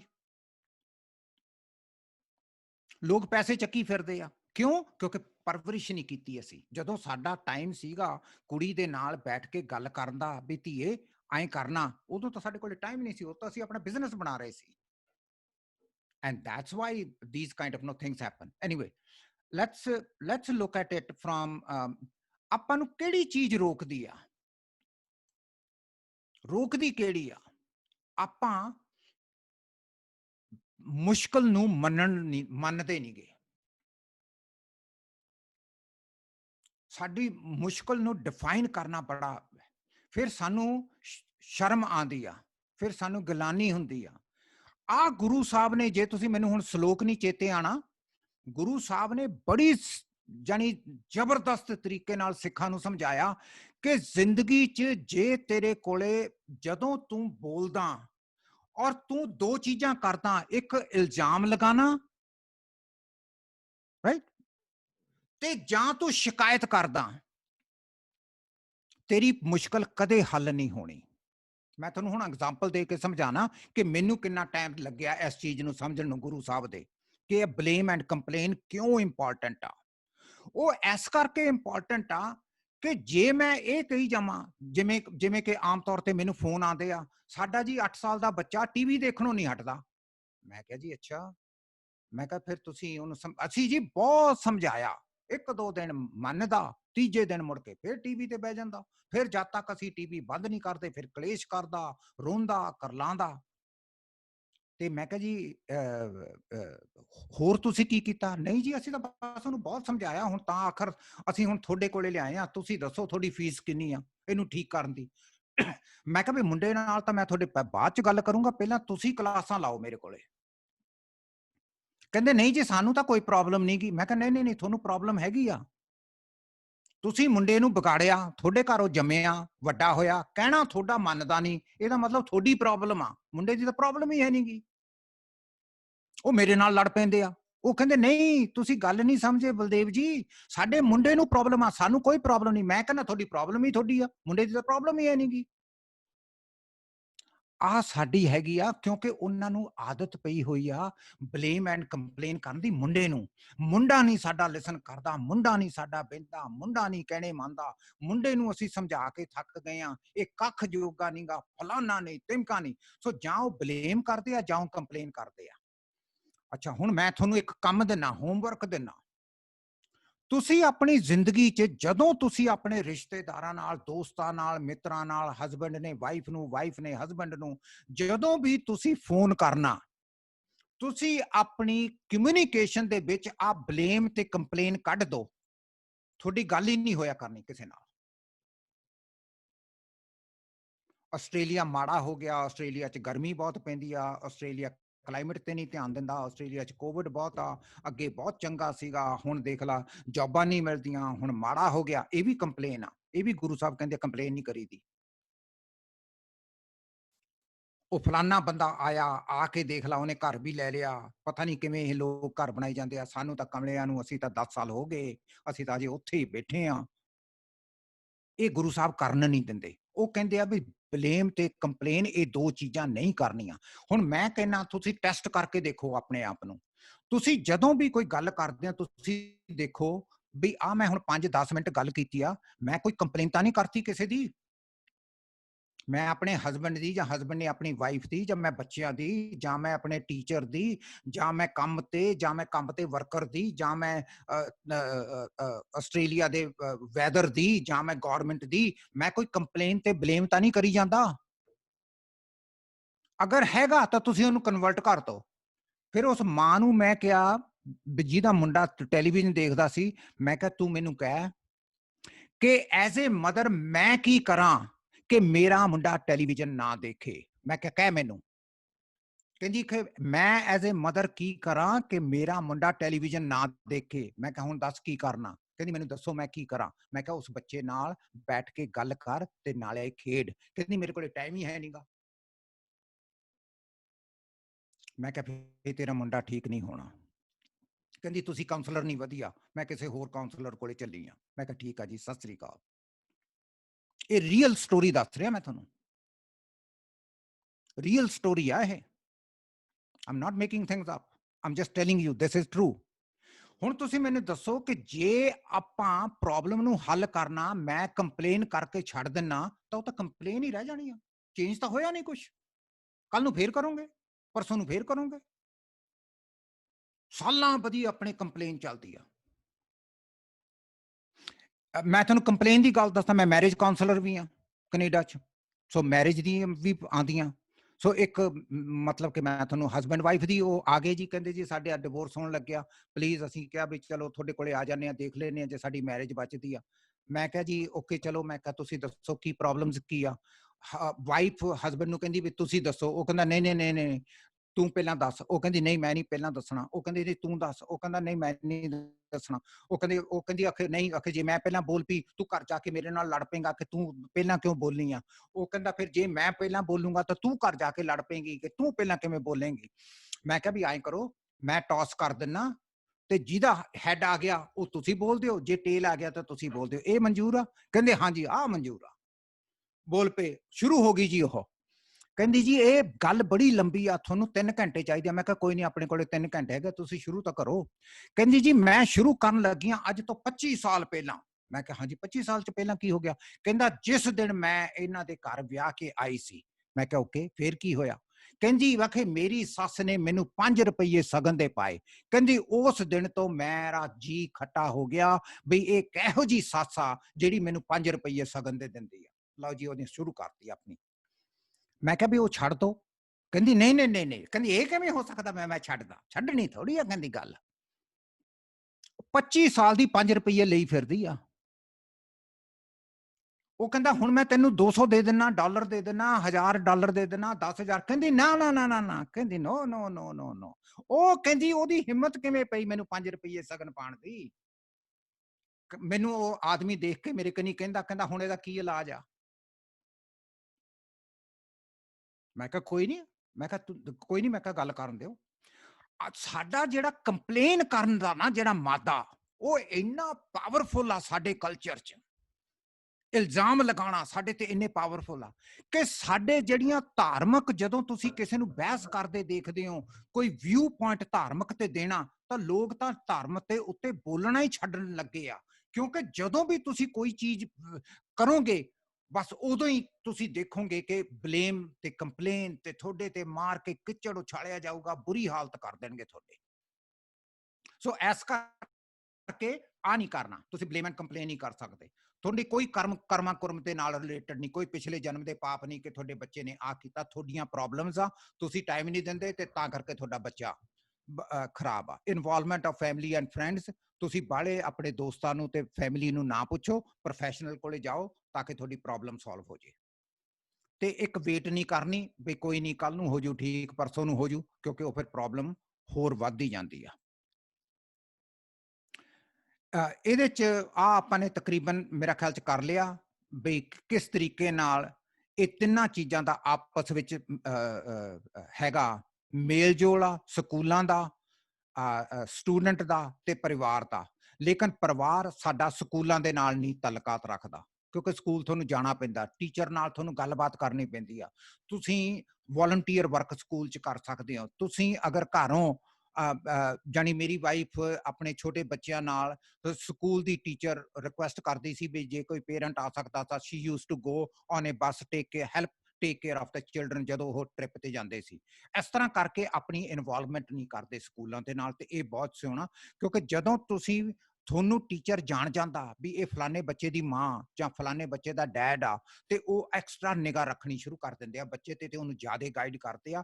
ਇਹ ਹਿਸਟੋਰੀਕਲੀ ਟਰੂ ਆ।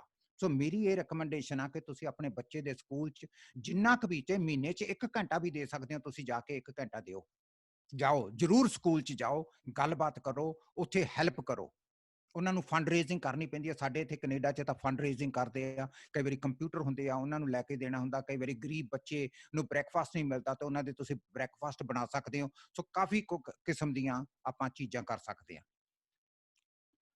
8 ਵੱਜ ਗਏ, ਮੈਂ ਬਸ ਕਰਦਾ ਕਿਉਂਕਿ ਹਜੇ ਪ੍ਰੈਜੈਂਟੇਸ਼ਨ ਤਾਂ ਕਾਫੀ ਆ ਕਿ ਮੈਂ ਚੱਲ ਸਕਦਾ। ਤੁਸੀਂ please you decide whether you want me to continue or, ਕਿਉਂਕਿ ਮੇਰੇ ਕੋਲ ਤਾਂ ਟਾਈਮ ਹੈਗਾ ਤੇ ਆਈ ਕੈਨ ਕੀਪ ਔਨ, ਕਿ ਜਾਂ ਆਪਾਂ ਕੁਐਸਚਨਸ ਲੈਣੇ ਆ। I think we are willing to hear more from you. So everybody seems to be that. If anybody wants to, yeah, I hope everyone is happy to stay. I think if we can extend until 11, maybe as a total. That's fine. I'm okay. I can stay. So we are okay as well. Yeah. Thank you ji. Thank you. Okay.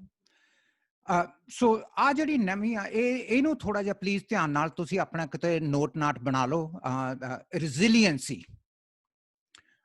ਰੈਜ਼ੀਲੀਐਂਸੀ ਦਾ ਮਤਲਬ ਹੈਗਾ ਕਿ ਆਪਣੀਆਂ conditions ਬਹੁਤ ਮਾੜੀਆਂ, ਆਪਾਂ ਕੁਝ ਨਹੀਂ ਕਰਨ ਜੋਗੇ, ਲੇਕਿਨ ਆਪਾਂ ਫੇਰ ਵੀ ਕਰ ਜਾਂਦੇ ਆ।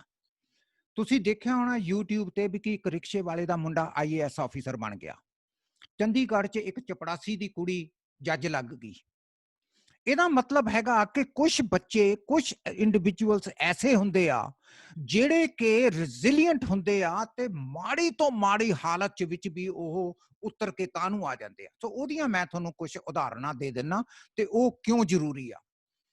ਉਹਦਾ ਇੱਕ ਚੀਜ਼ ਜਿਹੜੀ ਆਪਾਂ ਨੂੰ ਕਰਨੀ ਚਾਹੀਦੀ ਆ ਰੈਜ਼ੀਲੀਐਂਸੀ 'ਚ, ਉਹ ਇਹ ਆ ਕਿ ਬੱਚੇ ਦੇ ਨਾਲ ਤੁਹਾਡੇ ਤਲਕਾਤ ਕੁਝ ਇਸ ਤਰੀਕੇ ਨਾਲ ਹੋਣੇ ਚਾਹੀਦੇ ਆ ਕਿ ਤੁਸੀਂ ਬੱਚੇ ਨੂੰ 90% ਬੋਲਣ ਦਿਓ ਤੇ ਤੁਸੀਂ 10% ਸੁਣੋ। ਤੇ ਆਪਣੇ ਉਲਟਾ ਆਪਾਂ 90% ਬੋਲਦੇ ਆ ਤੇ ਉਹ 10% ਬੋਲਦੇ ਆ, ਆਪਾਂ ਉਲਟਾ ਕਰ ਲਓ। ਅਗਰ ਤੁਸੀਂ ਬੱਚੇ ਨੂੰ ਰੈਜ਼ੀਲੀਐਂਟ ਬਣਾਉਣਾ, ਤੁਸੀਂ ਬੱਚੇ ਨੂੰ ਕਹੋ ਵੀ ਪੁੱਤ ਤੂੰ ਬੋਲ, ਮੈਂ ਸੁਣਦਾ। ਜਦੋਂ ਉਹਨੇ ਕੁਝ ਮਾੜਾ ਕਿਹਾ ਉਦੋਂ ਨਹੀਂ ਉਹਨੂੰ ਟੋਕਣਾ।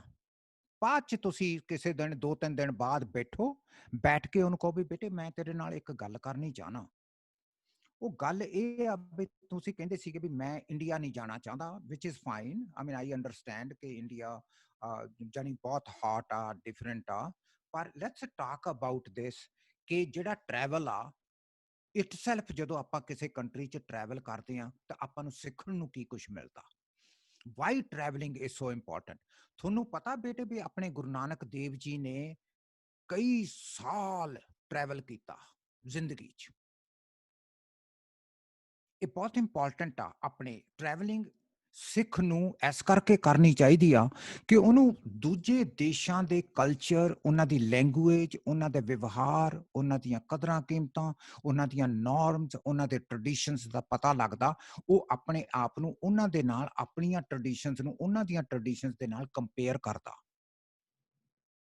ਜਦੋਂ ਤੁਸੀਂ ਇੱਕ ਦੂਸਰੇ ਨੂੰ ਕੰਪੇਅਰ ਕਰਦੇ ਹੋ ਤੇ ਤੁਹਾਡਾ ਜਿਹੜਾ ਦਿਮਾਗ ਦਾ ਜਿਹੜੀ ਵਿਸ਼ਾਲਤਾ ਵੱਧਦੀ ਆ, ਉਹ ਬਹੁਤ ਇੰਪੋਰਟੈਂਟ ਆ।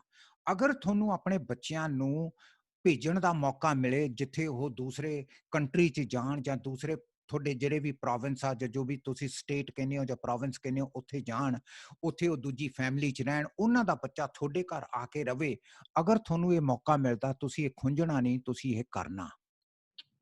ਤੁਸੀਂ ਉਹਨੂੰ ਜਾਣ ਦੇਣਾ ਬੱਚੇ ਨੂੰ। ਇਹ ਬਹੁਤ ਇੰਪੋਰਟੈਂਟ ਆ ਕਿ ਬੱਚਾ ਟਰੈਵਲ ਕਰੇ, ਬੱਚਾ ਇੰਡੀਪੈਂਡੈਂਟ ਹੋਵੇ, ਬੱਚੇ ਨੂੰ ਸਿਖਾਇਆ ਜਾਵੇ ਕਿ ਉਹਨੇ ਸਰਵਾਈਵ ਕਿਵੇਂ ਕਰਨਾ ਦੂਸਰੀ ਜਗ੍ਹਾ ਤੇ, ਉਹਨੇ ਕਿਵੇਂ ਆਪਣੇ ਆਪ ਦੀ এনवायरमेंटल ਕੌਨਸ਼ੀਅਸ ਰੱਖਣੀ ਆ ਵੀ ਮੈਂ ਕਿੱਥੇ ਖੜਾ। ਉਹ ਬਹੁਤ ਇੰਪੋਰਟੈਂਟ ਆ। ਉਹਦੇ ਨਾਲ ਰੈਜ਼ੀਲੀਐਂਸੀ ਵੱਧਦੀ ਆ। ਦੂਸਰੀ ਰੈਜ਼ੀਲੀਐਂਸੀ ਉਦੋਂ ਵੱਧਦੀ ਆ ਜਦੋਂ ਬੱਚੇ ਦੀ ਅੰਦਰੂਨੀ ਤਾਕਤ ਹੁੰਦੀ ਆ ਵੀ ਮੈਂ ਕੁਝ ਸਿੱਖਣਾ, ਮੈਂ ਕੁਝ ਪਤਾ ਕਰਨਾ, ਮੈਨੂੰ ਹੈ ਨਹੀਂਗਾ ਤੇ ਮੈਂ ਦੇਖਾਂ ਵੀ ਕੀ ਆ। ਤੇ ਉਹ ਲੋਕਾਂ ਨੂੰ ਪੁੱਛਦਾ, ਲੋਕਾਂ ਤੋਂ ਪਤਾ ਕਰਦਾ, ਉਹ ਸ਼ਰਮਾਂਦਾ ਨਹੀਂਗਾ ਵੀ ਮੇਰੇ ਕੋਲੇ ਕੁਝ ਨਹੀਂਗਾ, ਔਰ ਉਹ ਕਰਦਾ। ਉਹ ਜਿਹੜੀ ਕੈਪੈਸਿਟੀ ਆ ਟੂ ਬੀ ਇਨਕੁਇਜ਼ਿਟਿਵ, ਉਹ ਪੈਦਾ ਕਰਨੀ ਆ ਤੁਸੀਂ ਆਪਣੇ ਬੱਚੇ 'ਚ। ਤੁਸੀਂ ਉਹਨੂੰ ਇਹ ਨਹੀਂ ਕਹਿਣਾ ਵੀ ਤੂੰ ਡਾਕਟਰ ਬਣਨਾ, ਤੁਸੀਂ ਉਹਨੂੰ ਇਹ ਕਹਿਣਾ ਵੀ ਬੇਟੇ ਤੂੰ ਕਿਵੇਂ ਲੋਕਾਂ ਦੀ ਸੇਵਾ ਕਰ ਸਕਦਾ, ਤੂੰ ਕਿਹੜਾ ਪ੍ਰੋਫੈਸ਼ਨ ਚੁਣਨਾ ਜਿਹਦੇ ਚ ਤੂੰ ਲੋਕਾਂ ਦੀ ਸੇਵਾ ਕਰ। ਆਈ ਡੋਂਟ ਕੇਅਰ ਕਿ ਕਿਵੇਂ ਵੀ ਕਰ, how will you do it. ਤੇ ਉਹਦੇ ਵਿੱਚ ਉਹ ਡਾਕਟਰ ਦਾ ਪ੍ਰੋਫੈਸ਼ਨ ਵੀ ਚੁਣ ਸਕਦਾ, ਉਹ ਇੰਜੀਨੀਅਰ ਵੀ ਬਣ ਸਕਦਾ, ਉਹ ਪਾਇਲਟ ਵੀ ਬਣ ਸਕਦਾ, ਉਹ ਜਿਹੜਾ ਵੀ ਕੁਝ ਕਰੂਗਾ ਉਹ ਬੜੀ ਕੌਨਸ਼ੀਅਸਲੀ ਕਰੂਗਾ। ਔਰ ਮੈਂ ਤੁਹਾਨੂੰ ਸਿੱਖ ਧਰਮ ਦੀ ਮਿਸਾਲ ਦੇ ਕੇ ਸਮਝਾਣਾ। ਭਾਈ ਕਨਈਆ ਜੀ ਆਪਣੇ ਪਰਿਵਾਰ ਦਾ ਕੱਲਾ ਹੀ ਇਕਲੌਤਾ ਬੱਚਾ ਸੀ ਤੇ ਇਕਲੌਤਾ ਹੀ ਮੁੰਡਾ ਸੀ। ਬਹੁਤ ਅਮੀਰ ਖਾਨਦਾਨ ਚ ਭਾਈ ਕਨਈਆ ਜੀ ਪਰਵਰਿਸ਼ ਹੋਈ ਉਹਨਾਂ ਦੀ। ਤੇ ਇੱਕ ਦਿਨ ਉਹ ਗੁਰਦੁਆਰੇ ਚ ਜਾ ਕੇ ਮੱਥਾ ਟੇਕ ਕੇ ਤੇ ਵਾਪਸ ਆ ਕੇ ਕਹਿੰਦੇ ਵੀ ਮੈਂ ਸੇਵਾ ਕਿਵੇਂ ਕਰ ਸਕਦਾ, ਆਪਣੀ ਮੰਮੀ ਨੂੰ ਕਹਿੰਦੇ।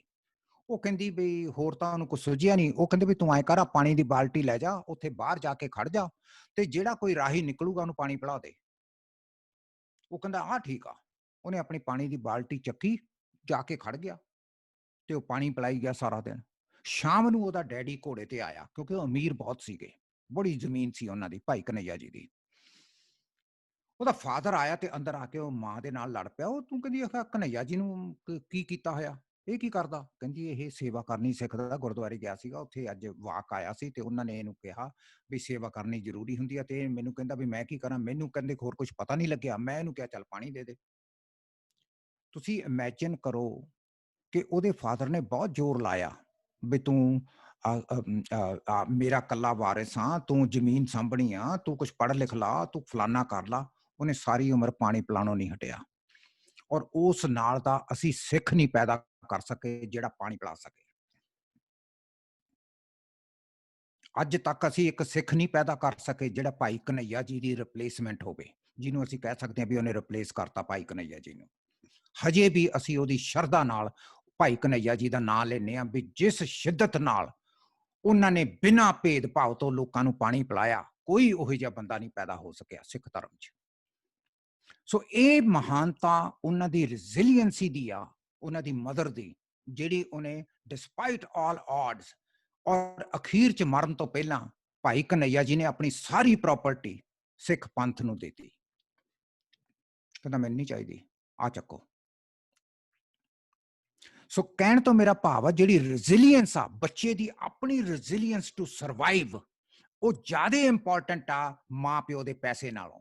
ਔਰ ਤੁਸੀਂ ਦੇਖੋ ਕਿੰਨੀ ਟ੍ਰੈਜੇਡੀ ਆ ਕਿ ਸਾਡੇ ਮਾਪੇ ਬੱਚਿਆਂ ਨੂੰ ਪੈਸੇ ਦਿੰਦੇ ਥੱਕ ਜਾਂਦੇ ਆ, ਪ੍ਰਾਪਰਟੀਆਂ ਬਣਾਦੇ ਥੱਕ ਜਾਂਦੇ ਆ, ਇੱਥੋਂ ਤੱਕ ਕਿ ਜੇ ਉਹਨਾਂ ਦੀ ਆਪ ਦੇ ਮੁੰਡਿਆਂ ਦੇ ਲਈ ਇਨਫ ਹੋ ਜਾਂਦੀ ਆ, ਫਿਰ ਪੋਤਿਆਂ ਪੋਤੀਆਂ ਲਈ ਵੀ ਬਣਾਣੀ ਸ਼ੁਰੂ ਕਰ ਦਿੰਦੇ ਆ ਤਾਂ ਕਿ ਕਿਤੇ ਕੋਈ ਪਿੱਛੇ ਨਾ ਰਹਿ ਜਾਵੇ। ਪਰ ਮੈਂ ਕਹਿੰਦਾ ਵੀ ਜੇ ਤਾਂ ਮੁੰਡਾ ਚੰਗਾ ਹੋਇਆ ਤਾਂ ਉਹ ਆਪਣੇ ਆਪ ਆਪਣੀ ਬਣਾ ਦੂ, ਤੇ ਜੇ ਮੁੰਡਾ ਨਲਾਇਕ ਹੋਇਆ ਤਾਂ ਤੁਹਾਡੀ ਦਿੱਤੀ ਵੀ ਉਜਾੜ ਦੂ। ਤੇ ਕਿਉਂ ਦੇਣੀ ਆ? ਕਿਉਂ ਨਹੀਂ ਉਹਨੂੰ ਚੰਗੇ ਸੰਸਕਾਰ ਦਿੰਦੇ ਤੇ ਉਹ ਆਪਣਾ ਆਪੇ ਕੰਮ ਕਰ ਲੈਂਦਾ? ਅਸੀਂ ਰੈਜ਼ੀਲੀਐਂਟ ਨਹੀਂ ਬਣਾਦੇ ਬੱਚੇ ਨੂੰ, ਤਾਂ ਉਹ ਰੈਜ਼ੀਲੀਐਂਸੀ ਬਣਾਣੀ ਬੜੀ ਜ਼ਰੂਰੀ ਆ। ਸੋ ਹੁਣ ਆਪਾਂ ਅੱਜ ਦੀ ਨਵੇਂ ਤੇ ਆ ਜਾਈਏ ਵੀ ਕੀ ਚੀਜ਼ ਆ। ਜਿਹੜਾ ਕੋਵਿਡ ਆ ਉਹਨੇ ਬੜੀ ਵਧੀਆ ਤਰੀਕੇ ਨਾਲ ਆਪਾਂ ਨੂੰ ਇੱਕ ਕਿਸਮ ਦੀਆਂ ਚਪੇੜਾਂ ਮਾਰੀਆਂ। ਉਹ ਹੈਗੀਆਂ ਕਿ ਇੱਕ ਤਾਂ ਜਾਨੀ ਬਲੈਕ, ਇੰਡੀਜਨਸ ਤੇ ਪੀਪਲ ਆਫ ਕਲਰ, ਅਸੀਂ ਇਹਨੂੰ ਬਾਈਪੌਕ ਕਹਿੰਦੇ ਆ ਕੈਨੇਡਾ 'ਚ। ਬਲੈਕਸ, ਇੰਡੀਜਨਸ ਤੇ ਪੀਪਲ ਆਫ ਕਲਰ, ਆਪਾਂ ਸਾਊਥ ਏਸ਼ੀਅਨ ਸਿੱਖ, ਅਸੀਂ ਪੀਪਲ ਆਫ ਕਲਰ 'ਚ ਆ ਜਾਂਦੇ ਆ। ਇਹ ਜਿਹੜੀਆਂ ਕਮਿਊਨਿਟੀਜ਼ ਆ ਇਹਨਾਂ 'ਚ ਸਾਰਿਆਂ ਨਾਲ ਜ਼ਿਆਦਾ ਕੋਵਿਡ ਹੋਇਆ। ਕੈਨੇਡਾ ਦੀਆਂ ਤੇ ਅਮਰੀਕਾ ਦੀਆਂ ਸਟੈਟਸ ਆ, ਮੈਨੂੰ ਨਹੀਂ ਪਤਾ ਆਸਟ੍ਰੇਲੀਆ ਦੀਆਂ। ਜੇ ਡੇਟਾ ਆਊਗਾ ਤਾਂ ਤੁਹਾਨੂੰ ਪਤਾ ਲੱਗ ਜਾਊਗਾ ਵੀ ਕਿਹੜੀਆਂ ਕਮਿਊਨਿਟੀਆਂ 'ਚ ਕੋਵਿਡ ਜ਼ਿਆਦਾ ਹੋਇਆ। ਫਿਰ ਹੈਗਾ ਕਿ ਮੈਂਟਲ ਹੈਲਥ ਇਸ਼ੂਜ਼ 2 ਤੋਂ 3 ਗੁਣਾ ਵੱਧ ਗਏ। ਜੇ ਅੱਗੇ 100 ਸੀ ਤਾਂ ਹੁਣ 300 ਹੋ ਗਏ। ਔਰਤਾਂ ਦੇ ਪ੍ਰਤੀ ਆਦਮੀਆਂ ਵੱਲੋਂ ਹਿੰਸਾ 3 ਗੁਣਾ ਵੱਧ ਗਈ। ਕੈਨੇਡਾ ਦੀਆਂ ਸਟੈਟਸ ਆਏ। ਤੇ ਸਾਡੀ ਪੁਲਿਸ ਨੂੰ ਵਕਤ ਪੈ ਗਿਆ ਕਿਉਂਕਿ ਲੋਕਾਂ ਨੇ ਕਿਹਾ ਵੀ ਤੁਸੀਂ ਸਿਸਟੈਮਿਕ ਡਿਸਕ੍ਰਿਮੀਨੇਸ਼ਨ ਕਰਦੇ ਹੋ। ਤੇ ਸਾਡੇ ਪੀਲ 'ਚ, ਜਿੱਥੇ ਮੈਂ ਰਹਿਣਾ ਟੋਰਾਂਟੋ ਦੇ ਲਾਗੇ ਪੀਲ ਰੀਜਨ ਆ, ਉੱਥੋਂ ਦੇ ਸਕੂਲ ਬੋਰਡ ਨੂੰ ਪ੍ਰੋਵਿੰਸ਼ੀਅਲ ਗੌਰਮੈਂਟ, ਲੋਕਾਂ ਨੇ ਇੰਨਾ ਸ਼ੋਰ ਪਾਇਆ ਕਿ ਪ੍ਰੋਵਿੰਸ਼ੀਅਲ ਗੌਰਮੈਂਟ ਜਿਹੜਾ ਐਜੂਕੇਸ਼ਨ ਮਿਨਿਸਟਰ ਆ ਉਹਨੂੰ ਇਹਨਾਂ ਦੇ ਬੋਰਡ ਨੂੰ ਪਾਸੇ ਕਰਕੇ ਇੱਕ ਸੁਪਰਵਾਈਜ਼ਰ ਲਾਣਾ ਪਿਆ, ਕਿਉਂਕਿ ਉਹ ਸਕੂਲ ਬੋਰਡ ਨੂੰ ਰੇਸਿਸਟ ਕਰਾਰ ਦੇਤਾ ਲੋਕਾਂ ਨੇ। ਕਹਿੰਦੇ ਅਸੀਂ ਬੱਚੇ ਨਹੀਂ ਭੇਜਣੇ ਤੁਹਾਡੇ ਸਕੂਲ ਬੋਰਡ 'ਚ, ਤੁਸੀਂ ਰੇਸਿਸਟ ਹੋ। ਸੋ ਇਹ ਚੀਜ਼ਾਂ ਬਹੁਤ ਇੰਪੋਰਟੈਂਟ ਆ, ਇਹ ਕੋਵਿਡ ਨੇ ਸਾਹਮਣੇ ਲਿਆਂਦੀਆਂ। ਹੁਣ ਤੁਸੀਂ ਆਪਣੀ ਟ੍ਰੈਜੇਡੀ ਦੇਖੋ, ਉਹ ਫਿਰ ਕਿਸੇ ਹੋਰ ਦਿਨ ਬੋਲਾਂਗੇ ਆਪਾਂ, ਜਿੱਦਣ ਕਾਨਫਰੰਸ ਆਰਗੇਨਾਈਜ਼ ਕੀਤੀ, ਤੁਸੀਂ ਪਲੀਜ਼ ਜ਼ਰੂਰ ਆਰਗੇਨਾਈਜ਼ ਕਰਿਓ, ਕਿ ਸਾਡੇ ਅੰਦਰ ਸਿੱਖ ਕਮਿਊਨਿਟੀ 'ਚ ਕਿੰਨਾ ਰੇਸਿਜ਼ਮ ਆ। ਅਸੀਂ ਕਾਲੇ ਰੰਗ ਨੂੰ ਕਿੰਨਾ ਕੁ ਨਫ਼ਰਤ ਕਰਦੇ ਹਾਂ, ਅਸੀਂ ਕਿੰਨੀਆਂ ਕੁ ਕਰੀਮਾਂ ਗੋਰੇ ਹੋਣ ਵਾਸਤੇ ਵਰਤਦੇ ਹਾਂ, ਅਸੀਂ ਮਜ਼ਹਬੀਆਂ ਨੂੰ ਕੀ ਕਹਿੰਦੇ ਆ, ਜਿਵੇਂ ਉਹ ਸਿੱਖ ਹੀ ਨਹੀਂ ਹੁੰਦੇ। ਸਾਡਾ ਜਿਹੜਾ ਇਹ ਰੇਸਿਜ਼ਮ ਆ ਕਾਸਟ ਦਾ, ਇਹ ਕਦੋਂ ਖਤਮ ਹੋਊਗਾ? ਸਾਡੇ ਗਾਣੇ ਕਿਸ ਤਰੀਕੇ ਦੇ ਆ, ਕਿਵੇਂ ਅਸੀਂ ਪ੍ਰਚਲਿਤ ਕਰਦੇ ਆ ਗਾਣਿਆਂ ਨੂੰ, ਤੇ ਜਦੋਂ ਸਾਡੇ ਬੱਚੇ ਸੁਣਦੇ ਆ, ਖਾਸ ਕਰਕੇ ਜਦੋਂ ਮੁੰਡੇ ਸੁਣਦੇ ਆ, ਤੇ ਉਹ ਜਿਹੜੀਆਂ ਅੱਜ ਕੱਲ੍ਹ ਵੀਡੀਓ ਆਉਂਦੀਆਂ ਜਿਹਦੇ ਵਿੱਚ 4-5 ਮੁੰਡੇ ਜੀਪ ਦੇ ਵਿੱਚ ਬੈਠੇ ਆ, 2-4 ਕੋਲੇ ਗੰਨਾ, ਉਹ ਜੱਟ ਕਹਿੰਦੇ ਆ ਵੀ ਅਸੀਂ ਜੱਟ ਆ, ਤੇ ਉਧਰੋਂ ਸ਼ਰਾਬ ਪੀਂਦੇ ਆ ਤੇ ਗੋਲੀਆਂ ਚੱਲਦੀਆਂ, ਤੇ ਇੱਕ ਕੁੜੀ ਨੂੰ ਉਹ ਤੰਗ ਕਰਦੇ ਆ ਸੜਕ ਤੇ ਜਾਂਦੀ ਨੂੰ। ਕੀ ਸਾਡੇ ਮੁੰਡੇ ਕੈਨੇਡਾ 'ਚ ਜਾਂ ਆਸਟ੍ਰੇਲੀਆ 'ਚ ਉਸ ਵੀਡੀਓ ਨੂੰ ਦੇਖ ਕੇ ਉਹਨਾਂ ਦੀ ਮਾਨਸਿਕਤਾ ਤੇ ਕੀ ਅਸਰ ਪੈਂਦਾ? ਕਦੇ ਅਸੀਂ ਸੋਚਿਆ? ਨਹੀਂ, ਅਸੀਂ ਨਹੀਂ ਸੋਚਦੇ, ਅਸੀਂ ਨਹੀਂ ਸੋਚਦੇ। ਲੇਕਿਨ ਹੁਣ ਸਾਨੂੰ ਆ ਜਿਹੜੀਆਂ ਬਲੈਕ ਲਾਈਵਸ ਮੈਟਰ ਦੀਆਂ ਜਿਹੜੀ ਮੂਵਮੈਂਟ ਆ, ਉਹਨੇ ਮਜਬੂਰ ਕੀਤਾ ਕਿ ਅਸੀਂ ਆਪਣੇ ਅੰਦਰ ਵੀ ਇੱਕ ਝਾਤ ਮਾਰੀਏ। ਸੋ ਨੈਕਸਟ ਹੈਗਾ ਇਸ ਜਿਹੜਾ ਆਪਾਂ ਥੋੜਾ ਜਿਹਾ ਇਸ ਚੀਜ਼ ਨੂੰ ਸਮਝ ਲਈਏ ਕਿ ਮਾਨਸਿਕ ਸਟ੍ਰੈਸ ਕੀ ਹੁੰਦਾ, ਤਣਾਅ ਕੀ ਹੁੰਦਾ। ਉਹ ਹੈਗਾ ਉਹ ਉਦੋਂ ਸ਼ੁਰੂ ਹੁੰਦਾ ਸਾਡੇ ਅੰਦਰ ਜੇ ਕੋਈ ਅਨਫਿਨਿਸ਼ਡ ਬਿਜ਼ਨਸ ਹੋ ਜਾਵੇ, ਉਹ ਖਤਮ ਨਹੀਂ ਹੋ ਰਿਹਾ। A situation which cannot be rectified quickly and safely, ਅਜਿਹੀ ਸਥਿਤੀ ਜਿਸ ਨੂੰ ਜਲਦੀ ਸੁਰੱਖਿਅਤ ਢੰਗ ਨਾਲ ਠੀਕ ਨਹੀਂ ਕੀਤਾ ਜਾ ਸਕਦਾ। An issue which becomes extremely complicated, a situation in which outcome is determined by someone, ਜਿਵੇਂ ਕੋਵਿਡ ਆ, ਇਹਦਾ ਆਊਟਕਮ ਆਪਾਂ ਨਹੀਂ ਡਿਟਰਮਨ ਕਰਦੇ, ਆਪਣੇ ਵੱਸ 'ਚ ਕੁਝ ਨਹੀਂਗਾ। ਇਹ ਪੂਰਾ ਸ਼ਹਿਰ ਹੀ ਚੱਜ ਨਾਲ ਬਿਹੇਵ ਕਰੂਗਾ ਤਾਂ ਆਪਾਂ ਬਚ ਜਾਾਂਗੇ, ਜੇ ਪੂਰਾ ਸ਼ਹਿਰ ਹੀ ਨਹੀਂ ਕਰੂਗਾ, ਮਾਸਕ ਨਹੀਂ ਲਾਊਗਾ, ਪਾਰਟੀਆਂ ਕਰਨੋਂ ਨਹੀਂ ਹਟੂਗਾ, ਤਾਂ ਫਿਰ ਉੱਥੇ ਕੋਵਿਡ ਹੋਊਗਾ ਹੀ ਹੋਊਗਾ। ਤੇ ਇੱਕ ਕੋਈ ਲਾਈਫ ਆਲਟਰਿੰਗ ਸਿਚੁਏਸ਼ਨ ਦੈਟ ਹੈਜ਼ ਇਮਰਜਡ, ਜਿਹੜੀ ਕਿ ਤੁਹਾਡੇ ਕੰਟਰੋਲ ਤੋਂ ਬਾਹਰ ਆ ਜਦੋਂ ਸਿਚੁਏਸ਼ਨਸ ਹੁੰਦੀਆਂ ਤਾਂ ਤੁਹਾਨੂੰ ਤਣਾਅ ਹੁੰਦਾ। ਹੁਣ ਜਦੋਂ ਤਣਾਅ ਹੁੰਦਾ ਤਾਂ ਤੁਹਾਨੂੰ ਖਿਝ ਪੈਦਾ ਹੁੰਦੀ ਆ, ਜਦੋਂ ਤੁਹਾਨੂੰ ਖਿਝ ਪੈਦਾ ਹੁੰਦੀ ਆ ਤਾਂ ਤੁਹਾਨੂੰ ਗੁੱਸਾ ਆਉਂਦਾ, ਤੇ ਜਦੋਂ ਤੁਹਾਨੂੰ ਗੁੱਸਾ ਆਉਂਦਾ ਤਾਂ ਤੁਸੀਂ ਹਿੰਸਕ ਹੁੰਦੇ ਹੋ, ਜਦੋਂ ਤੁਸੀਂ ਹਿੰਸਕ ਹੁੰਦੇ ਹੋ ਤਾਂ ਤੁਸੀਂ ਆਪੇ ਚੋਂ ਬਾਹਰ ਹੋ ਕੇ ਤੇ ਗਲਤ ਕੰਮ ਕਰ ਬੈਠਦੇ ਹੋ।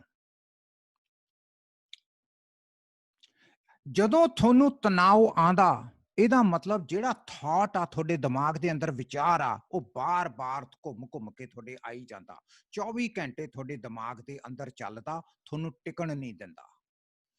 ਤੁਸੀਂ ਕੁਝ ਵੀ ਚਲਾਣੇ ਹੋ, ਤੁਸੀਂ ਕੰਮ ਤੇ ਹੋ, ਤੁਸੀਂ ਜਹਾਜ਼ 'ਚ ਬੈਠੇ ਹੋ, ਆਫਿਸ 'ਚੋਂ ਟਰੱਕ ਚਲਾਣੇ ਹੋ, ਤੁਸੀਂ ਕੁਝ ਵੀ ਕੰਮ ਕਰਦੇ ਹੋ, ਤੁਹਾਡੇ ਦਿਮਾਗ ਦੇ ਵਿੱਚੋਂ ਉਹ ਖਿਆਲ ਨਹੀਂ ਬਾਹਰ ਜਾ ਰਿਹਾ, ਉਹ ਹੁਣ ਤੁਹਾਨੂੰ ਤਣਾਅ ਪੈਦਾ ਕਰ ਰਿਹਾ। ਉਹ ਜਿਹੜਾ ਬਾਰ-ਬਾਰ ਰੈਪੀਟੀਸ਼ਨ ਥਾਟ ਆ, ਉਹ ਤਣਾਅ ਪੈਦਾ ਕਰ ਰਿਹਾ। ਹੁਣ ਤੁਹਾਨੂੰ ਤਾਂ ਕਰਕੇ ਉਹ ਕਹਿੰਦੇ ਆ ਵੀ ਬਾਹਰ ਘੁੰਮਣ ਜਾਓ, ਮਿਊਜ਼ਿਕ ਸੁਣੋ, ਮੈਡੀਟੇਸ਼ਨ ਕਰੋ। ਉਹ ਤਾਂ ਕਰਕੇ ਕਹਿੰਦੇ ਆ ਕਿ ਤੁਹਾਡੇ ਉਹ ਜਿਹੜਾ ਥਾਟ ਆ ਉਹ ਟੁੱਟੇ, ਤੇ ਤੁਸੀਂ ਥਾਟ ਨੂੰ ਕੰਟਰੋਲ ਵੀ ਕਰ ਸਕਦੇ ਹੋ। ਸੋ ਥਾਟ ਨੂੰ ਕੰਟਰੋਲ ਕਰਨ ਦਾ ਬੜਾ ਸਿੰਪਲ ਜਿਹਾ ਮੌਕਾ, ਬੜਾ ਸਿੰਪਲ ਹੈਗਾ ਕਿ ਪਹਿਲੇ 7 ਦਿਨ ਜਦੋਂ ਤੁਸੀਂ ਕੋਈ ਨਵੀਂ ਚੀਜ਼ ਸ਼ੁਰੂ ਕਰੋਗੇ, ਤੁਹਾਨੂੰ 7 ਦਿਨ ਬੜਾ ਆਨੰਦ ਆਊਗਾ ਨਵੀਂ ਚੀਜ਼ ਨਾਲ। ਤੁਸੀਂ ਭਾਰ ਘਟਾਣਾ, 7 ਦਿਨ ਬਹੁਤ ਵਧੀਆ ਕੱਟਣਗੇ। ਸਾਈਕਲ ਚਲਾਣਾ, ਤੁਸੀਂ ਭਾਰ ਘਟਾਉਣ ਵਾਸਤੇ ਆਪਣੇ ਆਪ ਨੂੰ ਫਿੱਟ ਕਰਨਾ, ਜਿਮ ਜਾਣਾ, ਤੁਸੀਂ ਆਪਣੀ ਬਾਡੀ ਬਣਾਉਣੀ ਆ, ਤੁਸੀਂ ਕੁਝ ਵੀ ਕਰਨਾ, 7 ਦਿਨ ਤੁਹਾਡੇ ਬਹੁਤ ਵਧੀਆ ਨਿਕਲਣਗੇ। 8ਵੇਂ ਦਿਨ ਤੁਹਾਡਾ ਦਿਮਾਗ ਕਹੂਗਾ ਯਾਰ ਅੱਜ ਰਹਿਣ ਦੇ, ਅੱਜ ਥੱਕਿਆ ਹੋਇਆ, ਕੱਲ ਨੂੰ ਤੂੰ 2 ਘੰਟੇ ਲਾ ਲਈ, ਤੂੰ ਰੋਜ਼ 1 ਘੰਟਾ ਲਾਣਾ, ਯਾਰ ਕੀ ਫਰਕ ਪੈਣ ਲੱਗਿਆ। ਇਹ 8ਵੇਂ ਦਿਨ 'ਚ ਹੁੰਦਾ, ਕਈਆਂ ਦੇ 7ਵੇਂ ਦਿਨ 'ਚ ਹੋ ਜਾਂਦਾ, ਕਈਆਂ ਦੇ 6ਵੇਂ ਦਿਨ 'ਚ ਹੋ ਜਾਂਦਾ, ਪਰ ਇੱਕ ਦਿਨ 6, 7, 8 ਦੇ ਵਿੱਚ ਇਹਨੇ ਹੋ ਜਾਣਾ। ਤੁਹਾਡੇ ਦਿਮਾਗ ਨੇ ਸ਼ਰਾਰਤ ਕਰਨੀ ਆ ਵੀ ਅੱਜ ਨਾ ਕਰ। ਹੁਣ ਜਦੋਂ ਤੁਸੀਂ ਉਸ ਦੀ ਦਿਮਾਗ ਦੀ ਜਾਂ ਮਨ ਦੀ ਸ਼ਰਾਰਤ ਨੂੰ ਮੰਨ ਲਿਆ, ਤੁਸੀਂ ਕਿਹਾ ਯਾਰ ਗੱਲ ਤਾਂ ਸਹੀ, ਅੱਜ ਮੈਂ ਥੱਕਿਆ ਜਿਹਾ ਹੋਇਆ, ਚੱਲ ਕੀ ਫਰਕ ਪੈਂਦਾ, ਮੈਂ ਕਿਹੜਾ ਉੱਥੇ ਕੰਪੀਟ ਕਰਨਾ ਮਿਸਟਰ ਯੂਨੀਵਰਸ 'ਚ, ਕੋਈ ਨਹੀਂ ਕੱਲ ਨੂੰ ਕਰ ਲਾਂਗੇ। ਤੇ ਮੁੜ ਕੇ ਉਹ ਕੱਲ ਨਹੀਂ ਆਣੀ ਤੁਹਾਡੀ।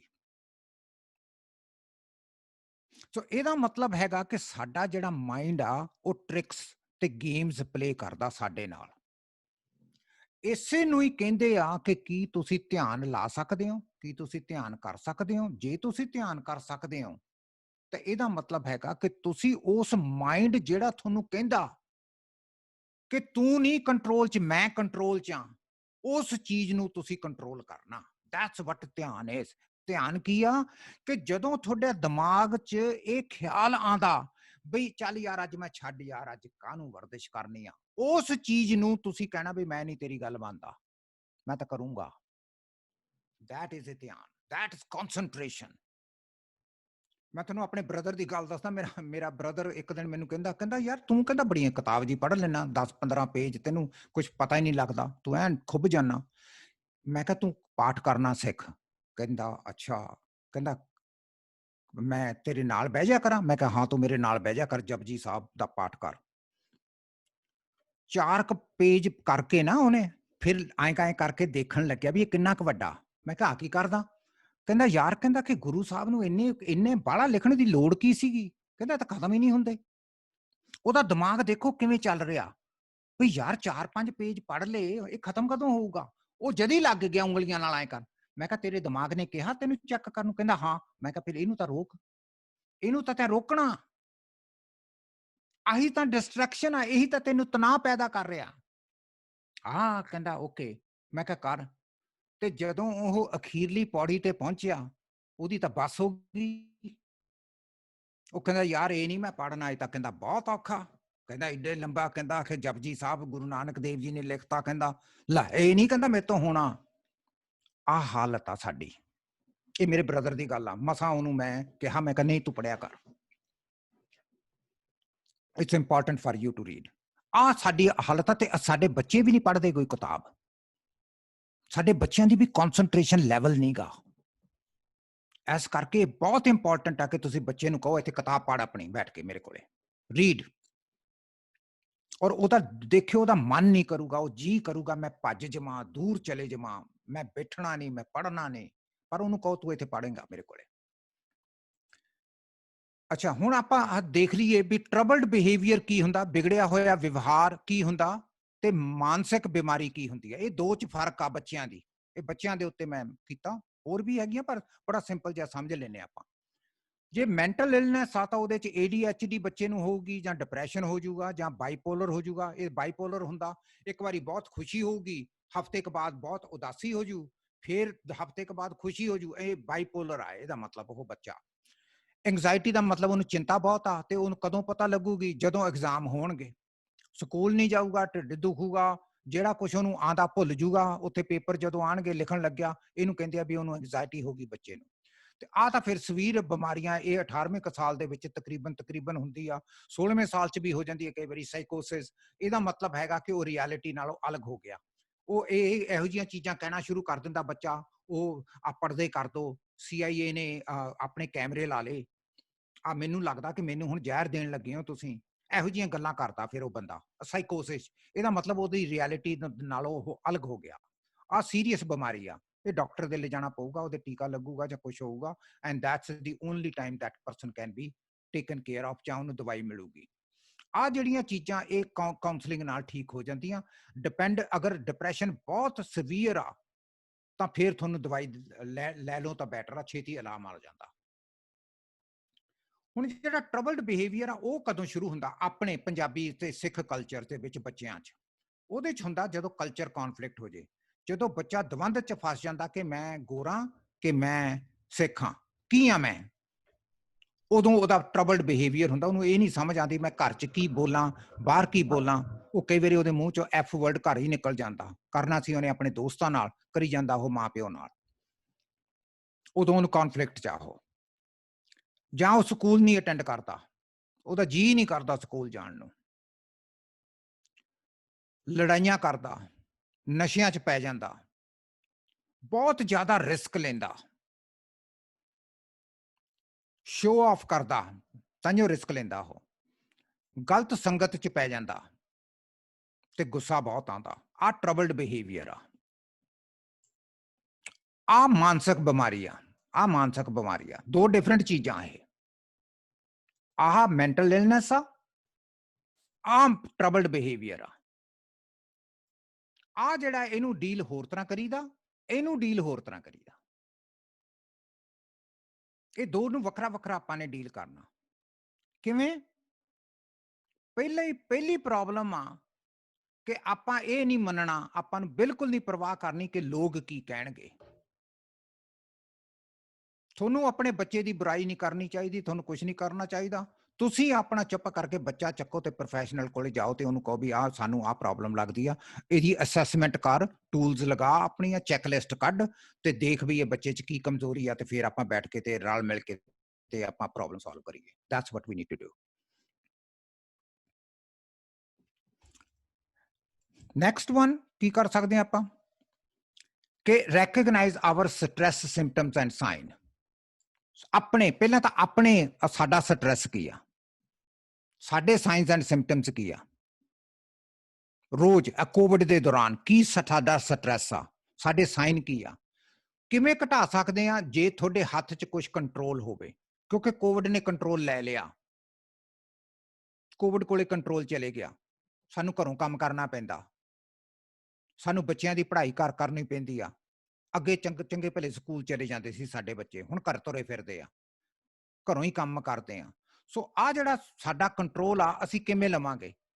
ਹਰ ਇੱਕ ਦਿਨ ਦਾ ਸਕੇਜੂਅਲ ਬਣਾ ਕੇ ਤੇ ਇੱਕ ਥਿੰਗਸ ਟੂ ਡੂ ਲਿਸਟ ਆ ਵੀ ਅਸੀਂ ਆਹ ਕਰਨਾ। ਇਹ ਬੱਚੇ ਨੂੰ ਕਹੋ ਇੱਥੇ ਪੁੱਤ ਇੱਥੇ ਬਣਾ ਬੈਠ ਕੇ ਮੇਰੇ ਕੋਲੇ ਲਿਸਟ ਬਣਾ ਆਪਣੀ, ਕੱਲ ਨੂੰ ਕੀ ਕਰਨਾ ਤੈਂ, ਕੱਲ ਨੂੰ ਸੰਡੇ ਆ, ਸੰਡੇ ਨੂੰ ਤੂੰ ਕੀ ਕਰੇਗਾ। ਤੁਹਾਡੇ ਉੱਥੇ ਮੇਰਾ ਖਿਆਲ 'ਚ ਸੰਡੇ ਹੋ ਗਿਆ ਆਲਰੇਡੀ, ਸੋ ਤੁਸੀਂ ਮੰਡੇ ਦਾ ਬਣਾ ਸਕਦੇ ਹੋ ਉਹਦੇ ਨਾਲ ਅੱਜ ਬੈਠ ਕੇ ਵੀ ਤੂੰ ਦੱਸ ਬੇਟੇ ਮੰਡੇ ਨੂੰ ਤੂੰ ਕੀ ਕਰੇਗਾ। ਉਹ ਕਹਿ ਸਕਦਾ ਵੀ ਮੈਂ 9 ਵਜੇ ਉੱਠੂੰਗਾ, 9 ਤੋਂ 10 ਮੈਂ ਬ੍ਰੇਕਫਾਸਟ ਕਰੂੰਗਾ, 10 ਵਜੇ ਮੈਂ ਕਿਤਾਬ ਪੜ੍ਹੂੰਗਾ। ਕਿੰਨੀ ਦੇਰ ਕਿਤਾਬ ਪੜ੍ਹੇਗਾ, ਉਹ ਸਾਰਾ ਉਹਦੇ ਤੋਂ ਬਣਵਾਉਣਾ ਸਿੱਖੋ। ਉਹਦੇ 'ਚ ਉਹਦਾ ਟਾਈਮ ਲੱਗੂਗਾ, ਉਹਨੂੰ ਥੋੜਾ ਜਿਹਾ ਦਿਮਾਗ ਲਾਣਾ ਪਊਗਾ। That's what he is going to do. ਫਿਰ ਹਰ ਘੰਟੇ ਬਾਅਦ ਉਹਦੀ ਬ੍ਰੇਕ ਕਰੋ, ਹਰ ਘੰਟੇ ਬਾਅਦ ਉਹਨੂੰ ਬ੍ਰੇਕ ਦਿਓ, ਆਪ ਵੀ ਲਓ।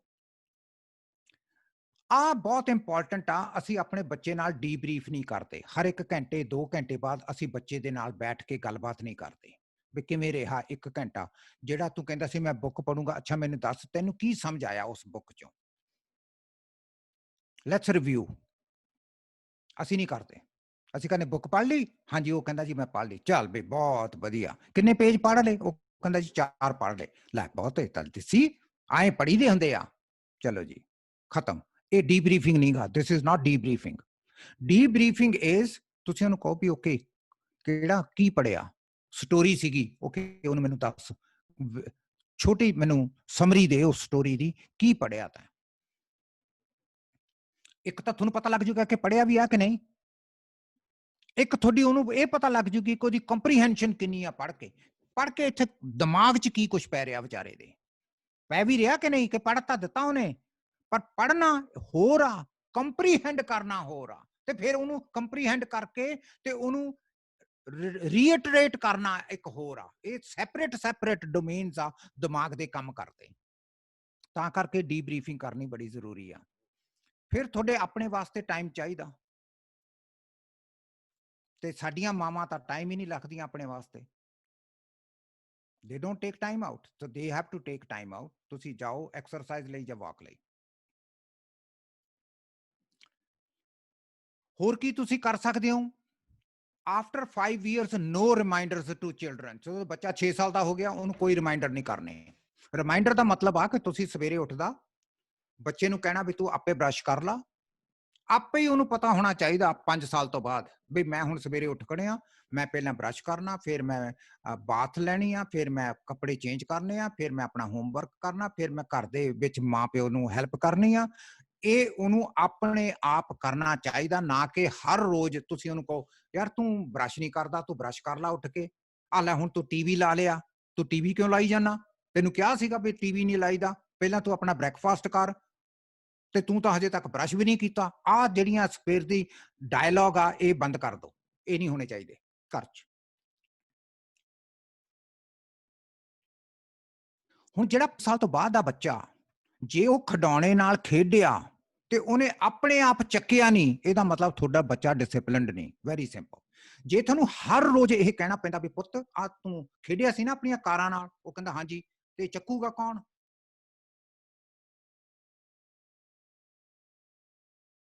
ਤੇ ਉਹ ਉਦੋਂ ਚੱਕਦਾ ਜਾਂ ਫਿਰ ਉਹ ਰੋਂਦਾ, ਨਹੀਂ ਤੁਸੀਂ ਵੀ ਚੱਕੋ ਮੇਰੇ ਨਾਲ, ਤੁਸੀਂ ਵੀ ਫਲਾਨਾ ਕਰੋ। ਇਹਦਾ ਮਤਲਬ ਤੁਹਾਡੇ ਬੱਚਾ ਡਿਸਿਪਲਿਨਡ ਨਹੀਂਗਾ ਤੇ ਤੁਹਾਨੂੰ ਪ੍ਰੋਬਲਮ ਆਈ ਹੋਈ ਆਈ ਵੱਡੇ ਹੋ ਕੇ ਉਹਦੇ ਬੱਚੇ ਦੀ, ਕਿਉਂਕਿ ਉਹ ਲਿਸਨ ਨਹੀਂ ਕਰ ਰਿਹਾ ਤੁਹਾਡੀ ਗੱਲ। ਜੇ ਤੁਸੀਂ ਉਹਨੂੰ ਕਹਿਤਾ ਬੱਚੇ ਨੂੰ ਬਈ ਯੂ ਪਿਕ ਅਪ ਦਾ ਟॉयਜ਼, ਉਹਨੂੰ ਹਿੱਲਣ ਨਹੀਂ ਦੇਣਾ ਜਦ ਤੱਕ ਉਹ ਟॉय ਚੱਕਦਾ ਨਹੀਂ, ਇਹਦਾ ਮਤਲਬ ਉਹਨੇ ਤੁਹਾਨੂੰ ਟਿੱਚ ਸਮਝਿਆ। ਜੇ ਉਹ ਛੋਟਾ ਹੁੰਦਾ ਤੁਹਾਨੂੰ ਟਿੱਚ ਸਮਝਦਾ ਤਾਂ ਇਮੈਜਿਨ ਜਦੋਂ 16 ਸਾਲ ਦਾ ਹੋਇਆ ਉਦੋਂ ਕੀ ਪ੍ਰੋਬਲਮ ਕਰੂਗਾ, ਇਮੈਜਿਨ ਕਰੋ ਤੁਸੀਂ। ਸੋ ਉਹਨੂੰ ਤੁਸੀਂ ਕਹਿ ਦੋ ਵੀ ਤੇਰੀ ਜ਼ਿੰਮੇਵਾਰੀ ਆ, ਤੂੰ ਖੇਲ ਲਾ। ਜਦੋਂ ਤੂੰ ਕਹਤਾ ਮੈਂ ਬਸ ਹੋ ਗਿਆ, ਮੇਰੀ ਖੇਲ ਬਸ ਹੋ ਗਈ, ਚੁੱਪ ਕਰਕੇ ਆਪਣੇ ਆਪ ਹੀ ਚੱਕ ਕੇ ਟॉयਜ਼ ਉੱਥੇ ਰੱਖਣੇ ਆ ਜਿੱਥੋਂ ਕੱਢੇ ਆ। And the house must B tidy. ਇੰਨਾ ਡਿਸਿਪਲਿਨਡ ਕਰਨਾ ਤੁਸੀਂ ਹੁਣ ਸਾਲਾਂ 'ਚ। ਆ ਤੁਹਾਡੇ ਕੋਲੇ ਕੋਵਿਡ ਨੇ ਬਹੁਤ ਵਧੀਆ ਟਾਈਮ ਦਿੱਤਾ, ਇਸ ਤੁਸੀਂ ਉਹਨੂੰ ਕਰਾ ਲਓ। ਉਹਨੂੰ ਕਹੋ ਵੀ ਵੈਸੇ ਨਹੀਂ ਤੈਨੂੰ ਯਾਦ ਕਰਾਉਣਾ, ਤੇ ਜੇ ਮਤਲਬ ਕਿ ਆ ਤੂੰ ਕਰਨਾ, otherwise you gonna go back in your room and you gonna stay there for a long time. That will be your time out. 5 ਸਾਲਾਂ ਤੋਂ ਬਾਅਦ ਉਹ ਆਪਣੇ ਆਪ ਖਾਵੇ ਤੁਹਾਡੇ ਨਾਲ ਬੈਠ ਕੇ। ਤੁਸੀਂ ਨਹੀਂ ਉਹਨੂੰ ਪਲੇਟ 'ਚ ਕੁਛ ਪਾ ਕੇ ਦੇਣਾ, ਉਹ ਆਪੇ ਕੜਛੀ ਚੱਕੇ, ਆਪੇ ਪਤੀਲੇ 'ਚੋਂ ਪਾਵੇ, ਜਾਂ ਜਿਹੜੀ ਵੀ ਤੁਸੀਂ ਡਿਸ਼ ਟੇਬਲ ਤੇ ਰੱਖੀ ਆ ਉਹਦੇ 'ਚੋਂ ਪਾਵੇ, ਆਪਣੀ ਰੋਟੀ ਲਵੇ, ਆਪਣੇ ਆਪ ਖਾਵੇ। ਜਦੋਂ ਉਹਨੇ ਖਾ ਲਈ ਆਪਣੀ ਪਲੇਟ ਚੱਕ ਕੇ ਕਿਚਨ 'ਚ ਰੱਖ ਕੇ ਆਵੇ। That's his job. ਜਾਂ ਉਹ ਕੁੜੀ ਆ ਚਾਹੇ ਮੁੰਡਾ, ਉਸ ਬੱਚੇ ਦੀ ਇਹ ਜੌਬ ਆ। ਤੁਸੀਂ ਨਹੀਂ ਉਹਨੂੰ ਪਾ ਕੇ ਦੇਣਾ, ਇਹ ਉਹਦੀ ਜੌਬ ਆ। ਉਹਨੇ ਕਿੰਨਾ ਖਾਣਾ ਤੇ ਉਹ ਕਿੰਨਾ ਪਾਵੇ, ਉਹਦੀ ਜੌਬ ਆ। ਤੇ 5 ਸਾਲ ਤੋਂ ਬਾਅਦ ਜਿਹੜੇ ਬੱਚੇ ਆ ਉਹ ਇੰਡੀਪੈਂਡੈਂਟ ਹੋ ਜਾਣੇ ਚਾਹੀਦੇ, ਆਪਣੇ ਆਪ ਹੀ ਉੱਠ ਲਿਆ ਕਰਨ, ਆਪਣੇ ਆਪ ਹੀ ਕੰਮ ਕਰ ਲਿਆ ਕਰਨ, ਤੇ ਐਨ ਤਿਆਰ ਤਿਉਰ ਹੋ ਕੇ ਥੱਲੇ ਆ ਜਾਣ ਤੇ ਆ ਕੇ ਪੁੱਛਣ, okay mom I'm ready to eat, can you please make me breakfast. ਕਿਉਂਕਿ 5 ਸਾਲ ਦਾ ਬੱਚਾ ਬ੍ਰੇਕਫਾਸਟ ਨਹੀਂ ਬਣਾ ਸਕਦਾ, ਬ੍ਰੇਕਫਾਸਟ ਤਾਂ ਤੁਹਾਨੂੰ ਬਣਾ ਕੇ ਦੇਣਾ ਪਊ। ਤੇ ਤੁਸੀਂ ਉਹਨੂੰ ਪੁੱਛ ਲਓ what you want to eat, ਉਹ ਕਹਿੰਦਾ ਮੈਨੂੰ ਅੰਡੇ ਬਣਾ ਦਿਓ ਤਾਂ ਠੀਕ ਆ। ਜਿਹੜੇ ਵੈਜੀਟੇਰੀਅਨ ਆ ਉਹ ਕਹਿ ਸਕਦੇ ਆ ਵੀ ਮੈਂ whatever you feed him that's fine, cereal ਦੇਣਾ ਜਾਂ ਕੁਛ ਵੀ ਦੇਣਾ, ਦੈਨ ਯੂ ਫੀਡ ਹਿਮ। ਇੱਕ ਜਿਹੜੀ ਚੀਜ਼ ਮੈਂ ਤੁਹਾਨੂੰ ਸਖਤੀ ਨਾਲ ਮਤਲਬ ਕਿ ਦੱਸ ਸਕਦਾ, ਤੁਸੀਂ ਬੱਚਿਆਂ ਦੇ ਸਾਹਮਣੇ ਐਡਲਟ ਟਾਕ ਨਹੀਂ ਕਰਨੀ, ਨਾ ਗ੍ਰੈਂਡ ਪੇਰੈਂਟਸ ਨੇ ਕਰਨੀ ਆ। ਬੱਚਿਆਂ ਦੇ ਸਾਹਮਣੇ ਫੋਨ ਤੇ ਉੱਚੀ ਉੱਚੀ, ਪੰਜਾਬ 'ਚ ਲੱਗ ਜਾਂਦੇ ਆ ਉਹ ਕਈ ਵਾਰੀ ਉੱਚੀ ਉੱਚੀ ਕਰਨ, ਉਹ ਨਹੀਂ ਕਰਨੀ। You do not talk in front of children. ਤੁਸੀਂ ਕਰਨੀ ਆ ਬਾਹਰ ਜਾ ਕੇ ਬਹਿ ਜਾਓ ਜਿੱਥੇ ਬੱਚਾ ਨਹੀਂ ਸੁਣ ਰਿਹਾ, ਅੰਦਰ ਨਹੀਂ ਕਰਨੀ। ਕਿਉਂਕਿ ਜੇ ਤੁਸੀਂ ਗੱਲਾਂ ਕਰਦੇ ਹੋ ਔਰ ਬੱਚੇ ਨੂੰ ਸਮਝ ਨਹੀਂ ਹੁੰਦੀ, 6 ਸਾਲ ਦਾ ਬੱਚਾ ਤੁਹਾਡਾ, 7 ਸਾਲ ਦਾ, 8 ਸਾਲ ਦਾ, 9 ਦਾ, ਔਰ ਉਹ ਸੁਣੀ ਜਾਂਦਾ, ਇਹਦਾ ਮਤਲਬ ਬੱਚੇ ਨੇ ਤੁਹਾਡੀਆਂ ਚਲਾਕੀਆਂ ਸਿੱਖ ਲੀਆਂ। ਕਿਉਂਕਿ ਤੁਸੀਂ ਜਿਹੜੀਆਂ ਦੁਨਿਆਵੀ ਗੱਲਾਂ ਕਰਨੀਆਂ, ਜੇ ਹੁਣ ਫਰਜ਼ ਕਰ ਲਓ ਤੁਸੀਂ ਕਰੀ ਜਾਂਦੇ ਹੋ, ਉਹ ਯਾਰ ਉਹ ਨਿਊਯਾਰਕ 'ਚ ਉਹ ਦੇਖਿਆ ਉਹ ਗੁਰਦੁਆਰੇ 'ਚ ਯਾਰ ਪੁਲਿਸ ਆ ਗਈ, ਉਹ ਤਾਂ ਲੜਾਈ ਹੋਈ, ਯਾਰ ਪਤਾ ਨਹੀਂ ਇਹ ਲੋਕ ਕਦੋਂ ਸਿੱਖਣਗੇ। ਹੁਣ ਤੁਸੀਂ ਤਾਂ ਸਰਸਰੀ ਆਪਣੇ ਦੋਸਤ ਨਾਲ ਗੱਲ ਕਰ ਰਹੇ ਹੋ ਫੋਨ ਤੇ, ਤੁਹਾਡਾ ਬੱਚਾ ਸੁਣੀ ਜਾਂਦਾ 6 ਸਾਲ ਦਾ ਵੀ ਗੁਰਦੁਆਰੇ ਦੇ ਵਿੱਚ ਲੜਾਈ ਹੋਈ, ਤੇ ਫਿਰ ਤੁਸੀਂ ਉਹਨੂੰ ਅਗਲੇ ਹਫ਼ਤੇ ਤੁਸੀਂ ਕਹੋਗੇ ਵੀ ਪੁੱਤ ਚੱਲ ਗੁਰਦੁਆਰੇ, ਉਹ ਕਹਿੰਦਾ ਮੈਂ ਤਾਂ ਨਹੀਂ ਜਾਂਦਾ, ਉੱਥੇ ਤਾਂ ਪੁਲਿਸ ਆ ਜੂ। ਹੁਣ ਤੁਸੀਂ ਮਤਲਬ ਕਿ ਦੈਟਸ ਵਾਟ ਦਾ ਪ੍ਰੋਬਲਮ ਹੈ। So don't talk in front of children. ਫਿਰ ਆਪਾਂ ਨੇ ਇਹਦੇ ਤੇ ਆਲਰੇਡੀ ਗੱਲ ਕਰ ਲਈ, ਤੁਸੀਂ ਕੁੜੀਆਂ ਤੇ ਮੁੰਡੇ ਨੂੰ ਆਪਾਂ ਟ੍ਰੀਟ ਨਹੀਂ ਕਰਦੇ same, we do not treat them, ਆਪਾਂ ਡਿਫਰੈਂਟਲੀ ਟ੍ਰੀਟ ਕਰਦੇ ਹਾਂ। ਉਹਦਾ ਨਤੀਜਾ ਸਾਡੇ ਸਾਹਮਣੇ ਆ, ਮੈਂ ਆਲਰੇਡੀ ਦੱਸ ਚੁੱਕਿਆ ਕਿ ਪੰਜਾਬ ਦੇ ਵਿੱਚ ਮੁੰਡੇ ਨਸ਼ਿਆਂ ਤੇ ਲੱਗੇ ਆ ਤੇ ਕੁੜੀਆਂ ਪੜ੍ਹੀ ਜਾਂਦੀਆਂ। ਸਾਡੇ ਕੈਨੇਡਾ 'ਚ ਵੀ ਮੁੰਡੇ ਟਰਬਲ 'ਚ ਆ ਤੇ ਕੁੜੀਆਂ ਬਹੁਤ ਫਸਟ ਕਲਾਸ ਪੜ੍ਹਦੀਆਂ। ਤੁਹਾਡੇ ਆਸਟ੍ਰੇਲੀਆ 'ਚ ਵੀ ਜੇ ਨਹੀਂਗਾ ਤਾਂ ਹੁਣੇ ਹੋ ਜਾਣਾ, ਦੇਖ ਲਿਓ ਥੋੜੀ ਦੇਰ ਨੂੰ। ਆਖਰ ਦੇ ਵਿੱਚ ਕਨਕਲੂਜਨ ਕੀ ਆ? ਕਨਕਲੂਜਨ ਹੈਗਾ ਕਿ ਇੱਕ ਤਾਂ ਤੁਸੀਂ ਬੱਚਿਆਂ ਨੂੰ ਸੇਫ ਰੱਖਣਾ, ਸੇਫਟੀ ਦੇ ਬਾਰੇ ਸਿਖਾਉਣਾ, ਕਿਉਂਕਿ ਅੱਜ ਕੱਲ੍ਹ ਇੰਟਰਨੈਟ ਦੇ ਉੱਤੇ ਬਹੁਤ ਜ਼ਿਆਦਾ ਚੀਜ਼ਾਂ ਅਨਸੇਫ ਆ। ਇੱਕ ਉਹਨਾਂ ਦੀ ਸੈਲਫ ਸਟੀਮ ਨੂੰ ਨਰਚਰ ਕਰਨਾ। ਤੁਸੀਂ ਕ੍ਰਿਟਿਸਿਜ਼ਮ ਇੰਨਾ ਪਾਵਰਫੁਲ ਨਹੀਂ ਕਰਨਾ ਕਿ ਉਹਨਾਂ ਦੀ ਸੈਲਫ ਸਟੀਮ ਦੱਬੀ ਰਹਿ ਜੇ, ਜਾਂ ਤੁਸੀਂ ਰਿਮਾਰਕ ਇਹੋ ਜਿਹੇ ਦਿਓ ਮਿਸਾਲ ਦੇ ਤੌਰ ਤੇ, ਉਹ ਥੋੜਾ ਖਾਇਆ ਕਰ, ਦੇਖ ਤੂੰ ਕਿੱਡਾ ਲੰਬਾ ਕੱਦ ਕੀਤਾ ਹੋਇਆ, ਜਾਂ ਬਾਹਲਾ ਨਾ ਧੁੱਪੇ ਬੈਠਿਆ ਕਰ, ਰੰਗ ਕਾਲਾ ਹੋ ਜਾਊਗਾ, ਕੱਲ ਨੂੰ ਵਿਆਹ ਵੀ ਕਰਨਾ ਤੇਰਾ। ਇਹੋ ਜਿਹੇ ਰਿਮਾਰਕ ਨਹੀਂ ਕਰਨੇ। They are very destructive to the self-esteem. ਆਪਾਂ ਆਹ ਵੀ ਨਹੀਂ ਬੱਚਿਆਂ ਨੂੰ ਸਿਖਾਉਂਦੇ inculcating respect for rights of others, ਦੂਜਿਆਂ ਦੇ ਵੀ ਰਾਈਟ ਆ, ਹੱਕ ਆ, ਉਹਨਾਂ ਦੇ ਬਾਰੇ ਅਸੀਂ ਰਿਸਪੈਕਟ ਨਹੀਂ ਸ਼ੋ ਕਰਦੇ। ਇਹ ਬੱਚੇ ਨੂੰ ਸਿਖਾਉਣਾ ਪੈਂਦਾ। ਇਨਕਰੇਜਿੰਗ ਗਰੋਥ ਟੁਵਾਰਡਸ ਇੰਡੀਪੈਂਡੈਂਸ, ਤਾਂ ਕਿ ਉਹ ਆਪਣੇ ਪੈਰਾਂ ਤੇ ਖੜਾ ਹੋ ਜਾਵੇ ਬੱਚਾ, ਉਹਨੂੰ ਪੈਰਾਂ ਤੇ ਖੜਾ ਹੋਣਾ ਸਿਖਾਉਣਾ ਆਪਾਂ। ਉਸ ਬੱਚੇ ਦੇ ਆਪਣੇ ਕੰਟਰੋਲ ਹੋਣੇ ਚਾਹੀਦੇ ਆ। ਜੇ ਤੁਸੀਂ ਬੱਚੇ ਨੂੰ ਕਹਤਾ ਅੱਜ ਤੇਰਾ ਗਲਾ ਖਰਾਬ ਆ, ਤੈਨੂੰ ਆਈਸਕ੍ਰੀਮ ਨਹੀਂ ਮਿਲਣੀ, ਤੇ ਉਹ ਮੰਨ ਲਵੇ ਵੀ ਅੱਜ ਮੈਂ ਆਈਸਕ੍ਰੀਮ ਨਹੀਂ ਖਾਣੀ। ਇਹ ਨਾ ਹੋਵੇ ਕਿ ਉਹ ਚੂੰ ਚੂੰ ਚੂੰ ਕਰਨ ਲੱਗ ਜਾਵੇ, ਲਿਟਣ ਲੱਗ ਜਾਵੇ, ਗੁੱਸਾ ਹੋ ਜੇ, ਅੱਖਾਂ ਚੋਂ ਅੰਜੂ ਨਿਕਲਣ, ਬੁਰਾ ਹਾਲ ਕਰ ਲਵੇ ਵੀ ਨਹੀਂ ਮੈਂ ਤਾਂ ਆਈਸਕ੍ਰੀਮ ਲੈਣੀ ਆ, ਮੇਰਾ ਜੀ ਕਰਦਾ, ਮੇਰਾ ਫਲਾਨਾ। ਇਹਦਾ ਮਤਲਬ ਉਹਦੇ ਹਜੇ ਇਨਰ ਕੰਟਰੋਲ ਡਿਵੈਲਪ ਨਹੀਂ ਹੋ। ਇਹਦਾ ਮਤਲਬ ਹੈਗਾ ਕਿ child's ability to regulate his own behaviour ਹਜੇ ਡਿਵੈਲਪ ਨਹੀਂ ਹੋਇਆ। ਇਹ ਆਪਾਂ ਨੂੰ ਡਿਵੈਲਪ ਕਰਨਾ ਪਊਗਾ। ਪੰਜਾਬੀ ਪੇਰੈਂਟਸ ਸਿਰਫ ਇੱਕ ਚੀਜ਼ ਤੇ ਉਹਦਾ ਬਿਹੇਵੀਅਰ ਰੈਗੂਲੇਟ ਕਰਦੇ ਆ ਪੂਰੀ ਜ਼ਿੰਦਗੀ ਬੱਚੇ ਦਾ, ਉਹ ਹੁੰਦੇ ਆ ਜਦੋਂ ਉਹਨੂੰ ਬੱਚੇ ਨੂੰ ਟਾਇਲਟ ਟ੍ਰੇਨ ਕਰਨਾ। ਉਸ ਤੋਂ ਬਾਅਦ ਕੋਈ ਬਿਹੇਵੀਅਰ ਨੂੰ ਰੈਗੂਲੇਟ ਨਹੀਂ ਕਰਾਉਣਾ ਸਿਖਾਉਂਦੇ ਬੱਚੇ ਨੂੰ। ਆਪ ਬੱਚੇ ਦੇ ਰੋਂਗ ਬਿਹੇਵੀਅਰ ਨੂੰ ਐਡਜਸਟ ਕਰਦੇ ਫਿਰਦੇ ਆ। ਉਹ ਕੋਈ ਨਹੀਂ ਯਾਰ ਇਹਨੂੰ ਦੇ ਦਿਓ, ਐਵੇਂ ਦੁਖੀ ਕਰੂਗਾ, ਰਾਤ ਨੂੰ ਫਿਰ ਇਹ ਚੂੰ ਚੂੰ ਕਰੂਗਾ, ਇਹਨੂੰ ਦੇ ਦਿਓ ਮਾੜਾ ਜਿਹਾ ਖਾਣ ਨੂੰ। ਐਂ ਕਰਕੇ ਤੁਸੀਂ ਉਹਦੇ ਰੋਂਗ ਬਿਹੇਵੀਅਰ ਨੂੰ ਤੁਸੀਂ ਐਡਜਸਟ ਕਰਦੇ ਹੋ ਉਹਦੇ ਰੋਂਗ ਬਿਹੇਵੀਅਰ ਨਾਲ ਛੋਟਾ ਹੁੰਦੇ। ਉਹ ਨਹੀਂ ਆਪਣੇ ਆਪ ਨੂੰ ਕੋਈ ਐਡਜਸਟ ਕਰਦਾ ਪੰਜਾਬੀ ਬੱਚਾ। ਤੁਸੀਂ ਸਿਰਫ ਇੱਕ ਵਾਰੀ ਡਿਸਿਪਲਿਨ ਕਰਦੇ ਹੋ ਉਹਨੂੰ, ਟਾਇਲਟ ਟ੍ਰੇਨਿੰਗ, ਦੈਟਸ ਆਲ। ਉਹ ਦੇਖ ਲਓ ਬੜਾ ਸੋਹਣਾ ਆਪਣਾ ਬਿਹੇਵੀਅਰ ਨੂੰ ਰੈਗੂਲੇਟ ਕਰ ਲੈਂਦਾ ਹਰ ਇੱਕ ਬੱਚਾ, ਪੰਜਾਬੀ ਬੱਚਾ। ਲੇਕਿਨ ਉਸ ਤੋਂ ਬਾਅਦ ਖਤਮ, ਬਾਅਦ ਫਿਰ ਸਰ ਗਿਆ। ਤੇ ਬਿਲਡ ਹੈਲਦੀ ਐਟੀਟਿਊਡਸ ਟੁਵਾਰਡਸ ਅਥਾਰਟੀ। ਅਥਾਰਟੀ ਮਾਪੇ ਵੀ ਆ, ਅਥਾਰਟੀ ਧਰਮ ਵੀ ਆ, ਅਥਾਰਟੀ ਪੁਲਿਸ ਅਫਸਰ ਵੀ ਆ, ਅਥਾਰਟੀ ਪ੍ਰਿੰਸੀਪਲ ਵੀ ਆ, ਅਥਾਰਟੀ ਟੀਚਰ ਵੀ ਆ। ਤੇ ਉਹਦਾ ਹੈਲਦੀ ਐਟੀਟਿਊਡ ਹੈਗਾ? ਜੇ ਨਹੀਂਗਾ ਤਾਂ ਆਪਾਂ ਨੂੰ ਡਿਵੈਲਪ ਕਰਨਾ ਪੈਣਾ। ਸੋ ਆ ਅੱਜ ਦੀ ਆਪਣੀ ਇਹ ਪ੍ਰੈਜੈਂਟੇਸ਼ਨ ਸੀਗੀ। So ਹੁਣ ਆਪਾਂ question answer ਕਰ ਲੈਂਦੇ ਆ, and then I will kind of talk to you a little bit about implementation, ਆਪਾਂ implement ਕਰ ਲਈਏ। Okay. Thank you so much, Baldev ji.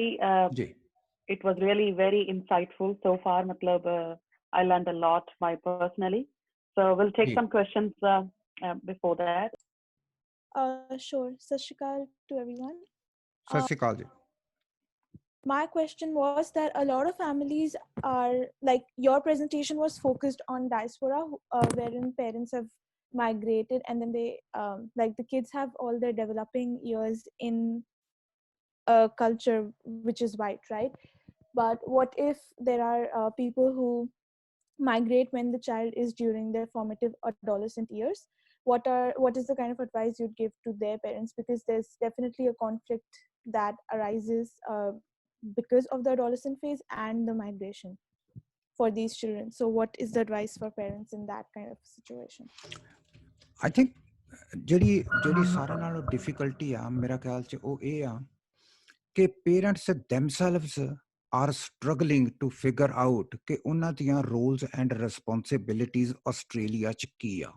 Like what are their roles and responsibilities as parents in Australia? ਜਿਹੜੀ ਸਾਰਿਆਂ ਨਾਲੋਂ painful ਗੱਲ ਆ, ਜਿਹੜੀ ਕਿ ਮਤਲਬ ਕਿ over the many years in Canada I have been able to talk to several thousand parents. ਉਹ ਡਰੇ ਹੋਏ ਆ ਪੇਰੈਂਟਸ। ਉਹ ਪ੍ਰਡੋਮੀਨੈਂਟਲੀ ਉਹਨਾਂ ਦਾ ਡਰ ਆ ਕਿਤੇ ਸਾਡੇ ਬੱਚੇ ਕਿਸੇ ਹੋਰ ਕਿਸੇ ਧਰਮ ਦੇ ਵਿੱਚ ਵਿਆਹ ਨਾ ਕਰਾ ਲੈਣ, ਸਾਡੇ ਬੱਚੇ ਕਿਤੇ ਸਾਨੂੰ ਛੱਡ ਕੇ ਨਾ ਚਲੇ ਜਾਣ, ਸਾਡੇ ਬੱਚੇ ਕਿਤੇ ਇਹ ਨਾ ਹੋਵੇ ਕਿ ਅਸੀਂ ਆਪਣੇ ਬੱਚੇ ਨੂੰ ਚਾਹੁੰਦੇ ਹਾਂ ਕਿ ਸਾਡਾ ਬੱਚਾ ਡਾਕਟਰ ਬਣੇ, ਲੇਕਿਨ ਸਾਡਾ ਬੱਚਾ ਡਾਕਟਰ ਬਣੇ ਨਾ, ਤੇ ਸਾਡੀ ਬੜੀ ਬੇਇੱਜ਼ਤੀ ਹੋਊਗੀ ਕਿਉਂਕਿ ਅਸੀਂ ਪੜ੍ਹ ਲਿਖ ਕੇ ਅਸੀਂ ਆਏ ਹਾਂ, ਅਸੀਂ ਸਾਰਾ ਕੁਝ ਛੱਡਿਆ ਆਪਣਾ ਮੁਲਕ, ਤੇ ਹੁਣ ਸਾਡਾ ਬੱਚਾ ਕਹਿੰਦਾ ਮੈਂ ਤਾਂ ਮਕੈਨਿਕ ਬਣਨਾ। So they are always scared. They are always looking at these kind of issues. ਤੇ ਉਸ ਕਰਕੇ ਉਹ ਖੁਦ ਕਿਉਂਕਿ ਡਰਦੇ ਆ, ਉਹ ਹਮੇਸ਼ਾ ਹੀ ਇਹ ਸੋਚਦੇ ਆ ਕਿ ਸਾਡੇ ਜਿਹੜੇ ਬੱਚੇ ਆ, ਜਿਹੜੇ ਨੌਜਵਾਨ ਬੱਚੇ ਆ, ਉਹ ਜੇ ਕੁੜੀਆਂ ਕਹਿੰਦੀਆਂ ਵੀ ਮੈਂ ਬਾਹਰ ਜਾ ਕੇ ਸਟਾਰਬਕਸ 'ਚ ਜਾਂ ਹੋਰ ਜਿਹੜਾ ਕੋਈ ਵੀ ਕਾਫੇ ਤੁਹਾਡੇ ਮਸ਼ਹੂਰ ਆ ਕਾਫੀ ਟਾਈਮ ਵਗੈਰਾ, ਉਹਦੇ 'ਚ ਜਾਣਾ ਆਪਣੀਆਂ ਵੀ ਸਾਡੀਆਂ ਹੋਰ ਮੇਰੀਆਂ ਸਹੇਲੀਆਂ ਆ ਰਹੀਆਂ ਤਾਂ ਪੇਰੈਂਟਸ ਨੇ ਪਹਿਲਾਂ ਫਿਕਰ ਲੱਗ ਜਾਣਾ, ਓ ਮਾਈ ਗॉड ਸਾਡੀ ਜਵਾਨ ਧੀ ਬਾਹਰ ਚੱਲੀ ਆ, ਹੁਣ ਪਤਾ ਨਹੀਂ ਕੀ ਹੋਊਗਾ, ਇਹਨੂੰ ਬਾਹਰ ਜਾਣ ਦੀ ਕੀ ਲੋੜ ਆ, ਇਹ ਘਰੇ ਬੈਠੀ ਰਵੇ, ਇਹ ਮਤਲਬ ਕਿ ਕਿਉਂ ਚੱਲੀ ਆ, ਤੇ they all have all kind of no questions.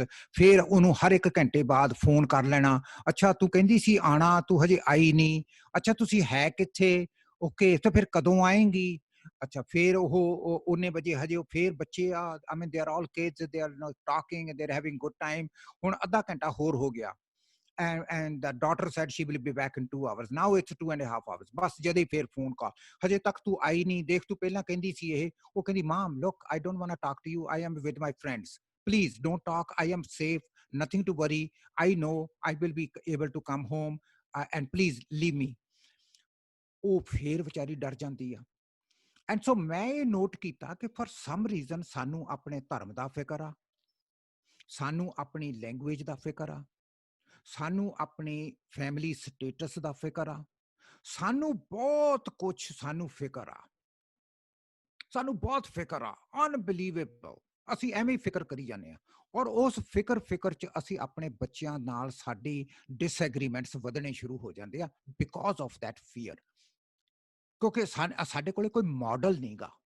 Punjab ਦੇ ਵਿੱਚ ਸਾਡੇ ਕੋਲੇ ਮਾਡਲ ਹੈਗਾ, ਈਵਨ ਦੋ that is an outdated model, ਲੇਕਿਨ ਐਟਲੀਸਟ ਪੰਜਾਬ ਦੇ ਵਿੱਚ ਸਾਡੇ ਕੋਲੇ ਥੋੜਾ ਬਹੁਤਾ ਮਾਡਲ ਆ। ਲੇਕਿਨ ਆਸਟ੍ਰੇਲੀਆ ਦੇ ਵਿੱਚ, ਕੈਨੇਡਾ ਦੇ ਵਿੱਚ, ਅਮਰੀਕਾ 'ਚ, UK 'ਚ ਸਾਡੇ ਕੋਲੇ ਕੋਈ ਮਾਡਲ ਨਹੀਂ ਗਾ ਕਿ ਅਸੀਂ ਆਪਣੇ ਬੱਚਿਆਂ ਨਾਲ ਕਮਿਊਨੀਕੇਟ ਕਿਵੇਂ ਕਰਨਾ। ਜੇ ਸਾਡਾ ਬੱਚਾ ਸਾਨੂੰ ਰਿਲੀਜਨ ਬਾਰੇ ਕੋਈ ਕੁਐਸਚਨ ਪੁੱਛਦਾ, ਅਸੀਂ ਉਹਦੇ ਆਨਸਰਸ ਕਿਵੇਂ ਕਰਨੇ ਆ, ਸਾਡੇ ਕੋਲੇ ਕੋਈ ਮਤਲਬ ਕਿ ਰਿਸੋਰਸਿਸ ਨਹੀਂ ਗੇ। And I think that conflict that is between parents, adults, and children, and especially teenagers, that is what leads to huge kind of disconnect. Or that basically stems from fear of the unknown, fear kyunki unna da koi control nahi ga ode te.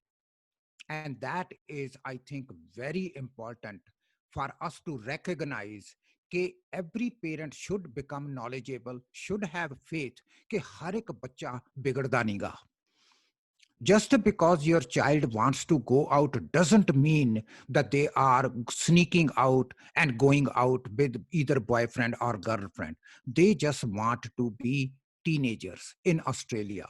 And that's the way majority of the teenagers do. And same thing happens in Canada. Every Friday, the teenagers kind of hang around. Either they go to a movie or they go to Tim Hortons. We have Tim Hortons here. So everybody hangs around Tim Hortons or Starbucks.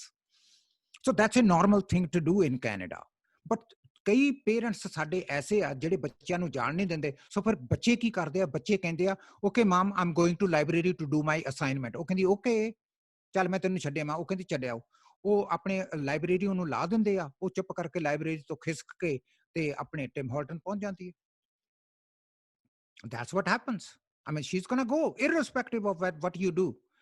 ਆ ਜਿਹੜੀ ਕੌਨਫਲਿਕਟ ਆ, ਇਹ ਅਸੀਂ ਸਮਝ ਨਹੀਂ ਸਕੇ, ਅਸੀਂ deal ਨਹੀਂ ਕਰ ਸਕੇ, ਅਸੀਂ ਬੱਚੇ ਦੇ ਨਾਲ ਬੈਠ ਕੇ ਓਪਨਲੀ ਗੱਲ ਨਹੀਂ ਕਰ ਸਕੇ ਵੀ weather at what time should you have a life partner, at what age, what is an appropriate age to have an emotional relationship with someone, what is that age, ਉਹਦੇ ਬਾਰੇ ਅਸੀਂ ਡਿਸਕਸ਼ਨ ਹੀ ਨਹੀਂ ਕਰਦੇ। ਤੇ ਜਦੋਂ ਕੁੜੀਆਂ ਪੜ ਜਾਂਦੀਆਂ 25 26 27 ਸਾਲ ਦੀਆਂ ਹੋ ਜਾਂਦੀਆਂ, ਫਿਰ ਅਸੀਂ ਕਹਿੰਦੀਆਂ ਵੀ ਤੇਰੇ ਕੋਲੇ ਕੋਈ ਮੁੰਡਾ, ਉਹ ਕਹਿੰਦੀ what do you mean ਤੇਰੇ ਕੋਲੇ ਕੋਈ ਮੁੰਡਾ, you never let me date, so where would the ਮੁੰਡਾ come from? ਸੋ ਕਹਿੰਦੀ ਚੱਲ ਹੁਣ ਤੂੰ ਡੇਟ ਕਰ ਲਾ। ਉਹ ਕਹਿੰਦੀ where, how, I don't know how to date, I never know। ਉਹ ਤਾਂ ਹਾਈ ਸਕੂਲ 'ਚ ਹੁੰਦੀ ਆ ਡੇਟਿੰਗਸ, now I don't know how to date। ਤੇ ਫਿਰ ਉਹ shaadi.com ਤੇ ਜਾਂਦੇ ਆ। And then another set of nightmare happens because you don't know what you are getting into। ਕਿਉਂਕਿ ਆਪਾਂ ਕੁੜੀਆਂ ਨੂੰ ਸਕਿੱਲ ਹੀ ਨਹੀਂ ਦੇਖਿਆ to recognize a personality of an individual। ਆਦਮੀ ਦੇ ਕੀ ਆ ਉਹ ਇੱਕ ਵੱਖਰਾ ਸਬਜੈਕਟ ਆ, ਉਹ ਮੈਂ ਕਿਸੇ ਦਿਨ ਫੇਰ ਕਹਿ ਸਕਦਾ। ਜਿਨ੍ਹਾਂ ਦੀਆਂ ਕੁੜੀਆਂ ਉਹ ਮਤਲਬ ਕਿ ਉਹ ਮੇਰਾ ਸੈਮੀਨਾਰ ਅਟੈਂਡ ਕਰ ਸਕਦੀਆਂ। How do you train a young girl to identify abusive behaviours in a ਮੈਨ?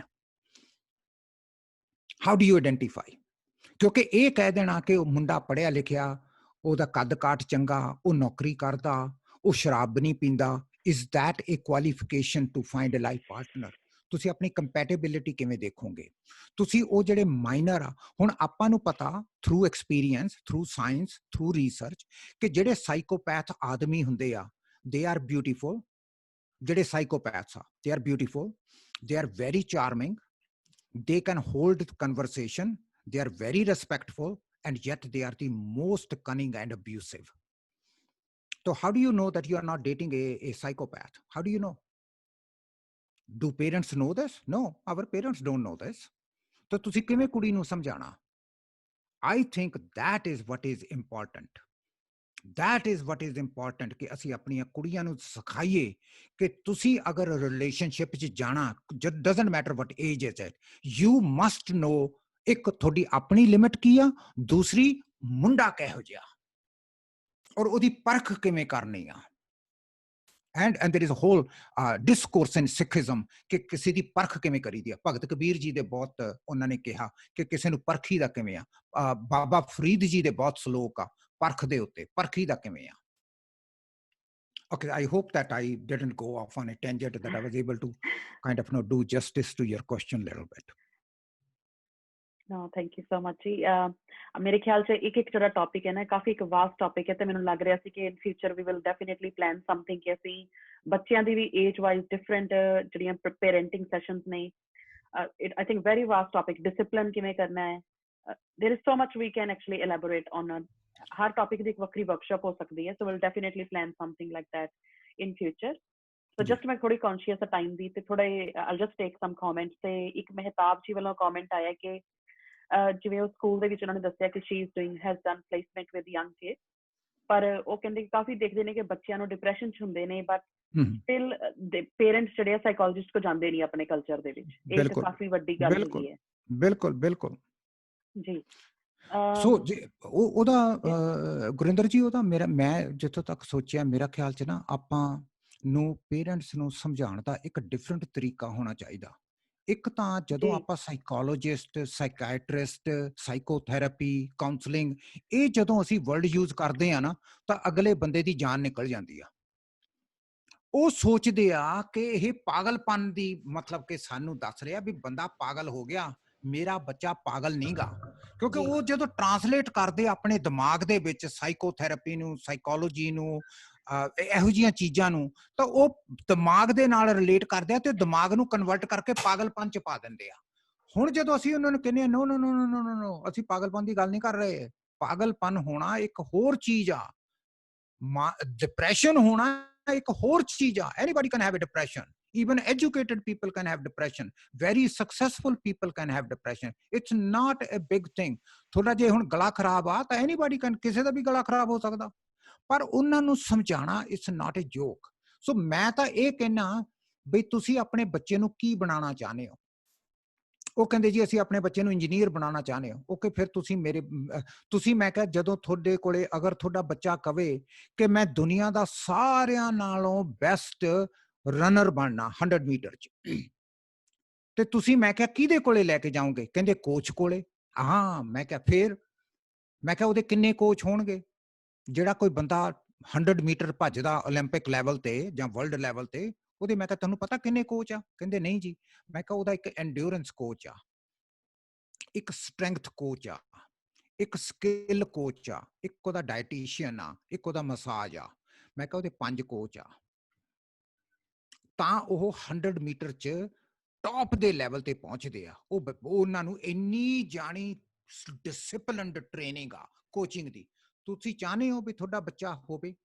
ਕਹਿੰਦੇ ਹਾਂਜੀ। ਮੈਂ ਕਿਹਾ ਤੁਸੀਂ ਕਹਿ ਰਹੇ ਹੋ ਕਿ ਇਹ ਰਾਤ ਨੂੰ ਉੱਠਦਾ ਹੀ ਨਹੀਂਗਾ, ਇਹ ਦਿਨੇ ਵੀ ਨਹੀਂ ਉੱਠਦਾ, ਇਹ ਤਾਂ ਸੁੱਤਾ ਰਹਿੰਦਾ, ਇਹ ਤਾਂ ਪੈਰ ਜੇ ਘਸੀਟਦਾ ਫਿਰਦਾ। ਕਹਿੰਦੇ ਹਾਂ, ਤੇ ਫਿਰ ਤੁਸੀਂ ਇਹਨੂੰ ਆਪਾਂ ਕਰਨਾ ਤਾਂ ਫਿਰ ਇਹਨੂੰ ਆਪਾਂ ਕੋਚਿੰਗ ਕਰਦੇ ਹਾਂ। ਤੁਸੀਂ ਵਰਲਡ ਕੋਚਿੰਗ ਯੂਜ਼ ਕਰੋ, ਤੁਸੀਂ ਸਾਈਕੋਲੋਜੀ ਦੇ ਲਾਗੇ ਛਾਗੇ ਨਹੀਂ ਜਾਣਾ, ਕਿਉਂਕਿ ਉਹ ਪਾਗਲਪਨ 'ਚ ਕਨਵਰਟ ਕਰ ਲੈਂਦੇ ਆ। ਜਦੋਂ ਹੀ ਤੁਸੀਂ ਸਾਈਕੋਲੋਜੀ, ਸਾਈਕਾਇਟਰਿਸਟ, ਸਾਈਕੋਲੋਜਿਸਟ, ਸਾਈਕੋਥੈਰੇਪਿਸਟ ਇਸ ਤਰ੍ਹਾਂ ਦੀ ਕੋਈ ਗੱਲ ਕੀਤੀ, ਬਸ ਉਹਨਾਂ ਨੇ ਡਰ ਜਾਣਾ ਤੇ ਉਹਨਾਂ ਨੇ ਕਹਿਣਾ ਨਾ ਜੀ ਨਾ ਨਾ ਨਾ ਨਾ, ਸਾਡੇ ਨਹੀਂ ਬੱਚੇ ਨੂੰ ਕੁਛ ਵੀ ਹੋਇਆ, ਇਹ ਤਾਂ ਮਾੜਾ ਜਿਹਾ ਬਸ ਐਵੇਂ ਹੀ ਬਸ ਮਾੜਾ ਜਿਹਾ ਸੁਸਤ ਜਿਹਾ, ਆਪੇ ਠੀਕ ਹੋ ਜੂ। that's how they're gonna react to it. So ਮੈਂ ਤਾਂ ਸਾਈਕੋਲੋਜੀ ਇਹੋ ਜਿਹੀਆਂ ਚੀਜ਼ਾਂ ਡਿਪਰੈਸ਼ਨ ਵਗੈਰਾ ਮੈਂ ਤਾਂ ਉਹਨੂੰ ਕਹਿੰਦਾ ਹੀ ਨਹੀਂ। ਮੈਂ ਤਾਂ ਉਹਨਾਂ ਨੂੰ ਕਹਿੰਦਾ ਵੀ ਇਹ ਮਤਲਬ ਕਿ ਤੁਸੀਂ ਕਹਿੰਦੇ ਹੋ ਵੀ ਇਹ ਪੈਰ ਜੇ ਘਸੀਟਦਾ ਫਿਰਦਾ ਉੱਠਦਾ ਨਹੀਂ, ਇਹਦੇ 'ਚ ਜਾਨ ਜੀ ਹੈ ਨਹੀਂ ਗੀ ਤੇ ਕੁਛ ਮਤਲਬ ਕਿ ਚਿਹਰੇ ਤੇ ਰੌਣਕ ਨਹੀਂ। ਮੈਂ ਕਿਹਾ ਤਾਂ ਫਿਰ ਆਪਾਂ ਇਹਦੇ ਨਾਲ ਗੱਲ ਕਰਦੇ ਹਾਂ, ਕੋਚਿੰਗ ਕਰਦੇ ਹਾਂ ਇਹਦੀ, ਇਹਨੂੰ ਬਣਾ ਦਿੰਦੇ ਆਪਾਂ ਘੋੜੇ ਵਰਗਾ। ਫਿਰ ਉਹਨਾਂ ਦੀ ਸਮਝ ਆਉਂਦੀ ਆ, otherwise they don't get it. Otherwise ਉਹ ਵਿਚਾਰੇ ਇੰਨੇ ਡਰੇ ਹੋਏ ਆ ਵੀ ਪਤਾ ਨਹੀਂ ਕਿਤੇ ਸਾਡੇ ਕੋਈ ਲੇਬਲ ਹੀ ਨਾ ਲੱਗ ਜੇ ਸਾਡੇ ਖਾਨਦਾਨ ਤੇ ਵੀ ਇਹ ਪਾਗਲ ਮੁੰਡਾ ਜਾਂ ਵੀ ਪਾਗਲ ਕੁੜੀ ਆ ਜਾਂ ਇਹੋ ਜਿਹੀਆਂ ਚੀਜ਼ਾਂ। ਆ ਜਿਹੜੀ ਪ੍ਰੋਬਲਮ ਆ ਨਾ ਆਪਣੇ, ਇਹ ਬੜੀ ਪਾਵਰਫੁਲ ਆ। ਸੋ ਆਮ ਹੋਪਿੰਗ ਕਿ ਤੁਸੀਂ ਮਤਲਬ ਕਿ ਅਗਰ ਉਹਨਾਂ ਪੇਰੈਂਟਸ ਨੂੰ ਤੁਸੀਂ ਇਹ ਨਹੀਂ ਕਹਿਣਾ ਵੀ ਤੁਸੀਂ ਡਿਪਰੈਸ਼ਨ ਕੁਛ ਨਾ ਯੂਜ਼ ਕਰੋ, ਤੁਸੀਂ ਸਿੰਪਲੀ ਉਹ ਬਿਹੇਵੀਅਰਸ ਨੂੰ ਕਰੋ ਜਿਹੜੇ ਉਹਨਾਂ ਨੇ ਦੱਸੇ ਆ। ਜੇ ਉਹ ਕਹਿੰਦੇ ਆ ਯਾਰ ਇਹ ਸੁੱਤਾ ਹੀ ਰਹਿੰਦਾ ਤਾਂ ਤੁਸੀਂ ਕਹੋ ਵੀ ਦੇਖੋ ਤੁਸੀਂ ਕਹਿੰਦੇ ਹੋ ਵੀ ਇਹ ਸੁੱਤਾ ਰਹਿੰਦਾ ਤੇ ਆਪਾਂ ਇਹਦੇ ਨਾਲ ਗੱਲ ਕਰਦੇ ਹਾਂ, ਆਪਾਂ ਇਹਨੂੰ ਕਰ ਦਿੰਦੇ ਆ ਠੀਕ ਮਿੰਟ 'ਚ, ਗੱਲ ਹੀ ਕੋਈ ਨਹੀਂ ਗੀ। ਐਂ ਕਰੋਗੇ ਤਾਂ ਫਿਰ ਉਹਨਾਂ 'ਚ ਹੌਸਲਾ ਆਊਗਾ ਆਪਣੇ ਪੇਰੈਂਟਸ 'ਚ। ਜੇ ਆਪਾਂ ਕਿਤੇ ਮਾਡਰਨ ਟੈਕਨੋਲੋਜੀ ਯੂਜ਼ ਕੀਤੀ, ਮਾਡਰਨ ਆਪਾਂ ਸੈਂਟੈਂਸਿਸ ਯੂਜ਼ ਕੀਤੇ ਵੀ ਆਪਾਂ ਐਜੂਕੇਟ ਕਰਾਂਗੇ, ਆਹ ਕਰਾਂਗੇ, ਫਲਾਨਾ ਕਰਾਂਗੇ, ਤਾਂ ਉਹਨਾਂ ਨੇ ਡਰ ਜਾਣਾ ਤੇ ਉਹਨਾਂ ਨੇ ਕਹਿਣਾ ਵੀ ਥੈਂਕ ਯੂ, ਅਸੀਂ ਫਿਰ ਸੋਚ ਕੇ ਦੱਸਾਂਗੇ। ਔਰ ਮੁੜ ਕੇ ਸੋਚ ਕੇ ਦੱਸਣ ਦਾ ਮਤਲਬ ਹੁੰਦਾ basically they are saying we are not coming back ever again. So that would be my recommendation. ਜੀ ਥੈਂਕ ਯੂ ਸੋ ਮਚ। ਬੜਾ ਅੱਛਾ ਤੁਸੀਂ ਆਨਸਰ ਦਿੱਤਾ ਹੈ ਤੇ you answered actually lot of concerns ਕਿ ਜਿਹੜੇ ਜ਼ਿੰਦਗੀ 'ਚ ਚੱਲ ਰਹੇ ਸੀ। I think we just need to revisit those habits and ਅਸੀਂ ਦੁਬਾਰਾ ਮਤਲਬ ਉਹ ਸਾਰਾ ਇੱਕ ਚੇਂਜ ਲਿਆਉਣ ਦੀ ਜ਼ਰੂਰਤ ਹੈਗੀ ਹੈ। So thank you so much on behalf of Sikh Community Connections, and also special thanks to Dipin for bringing you here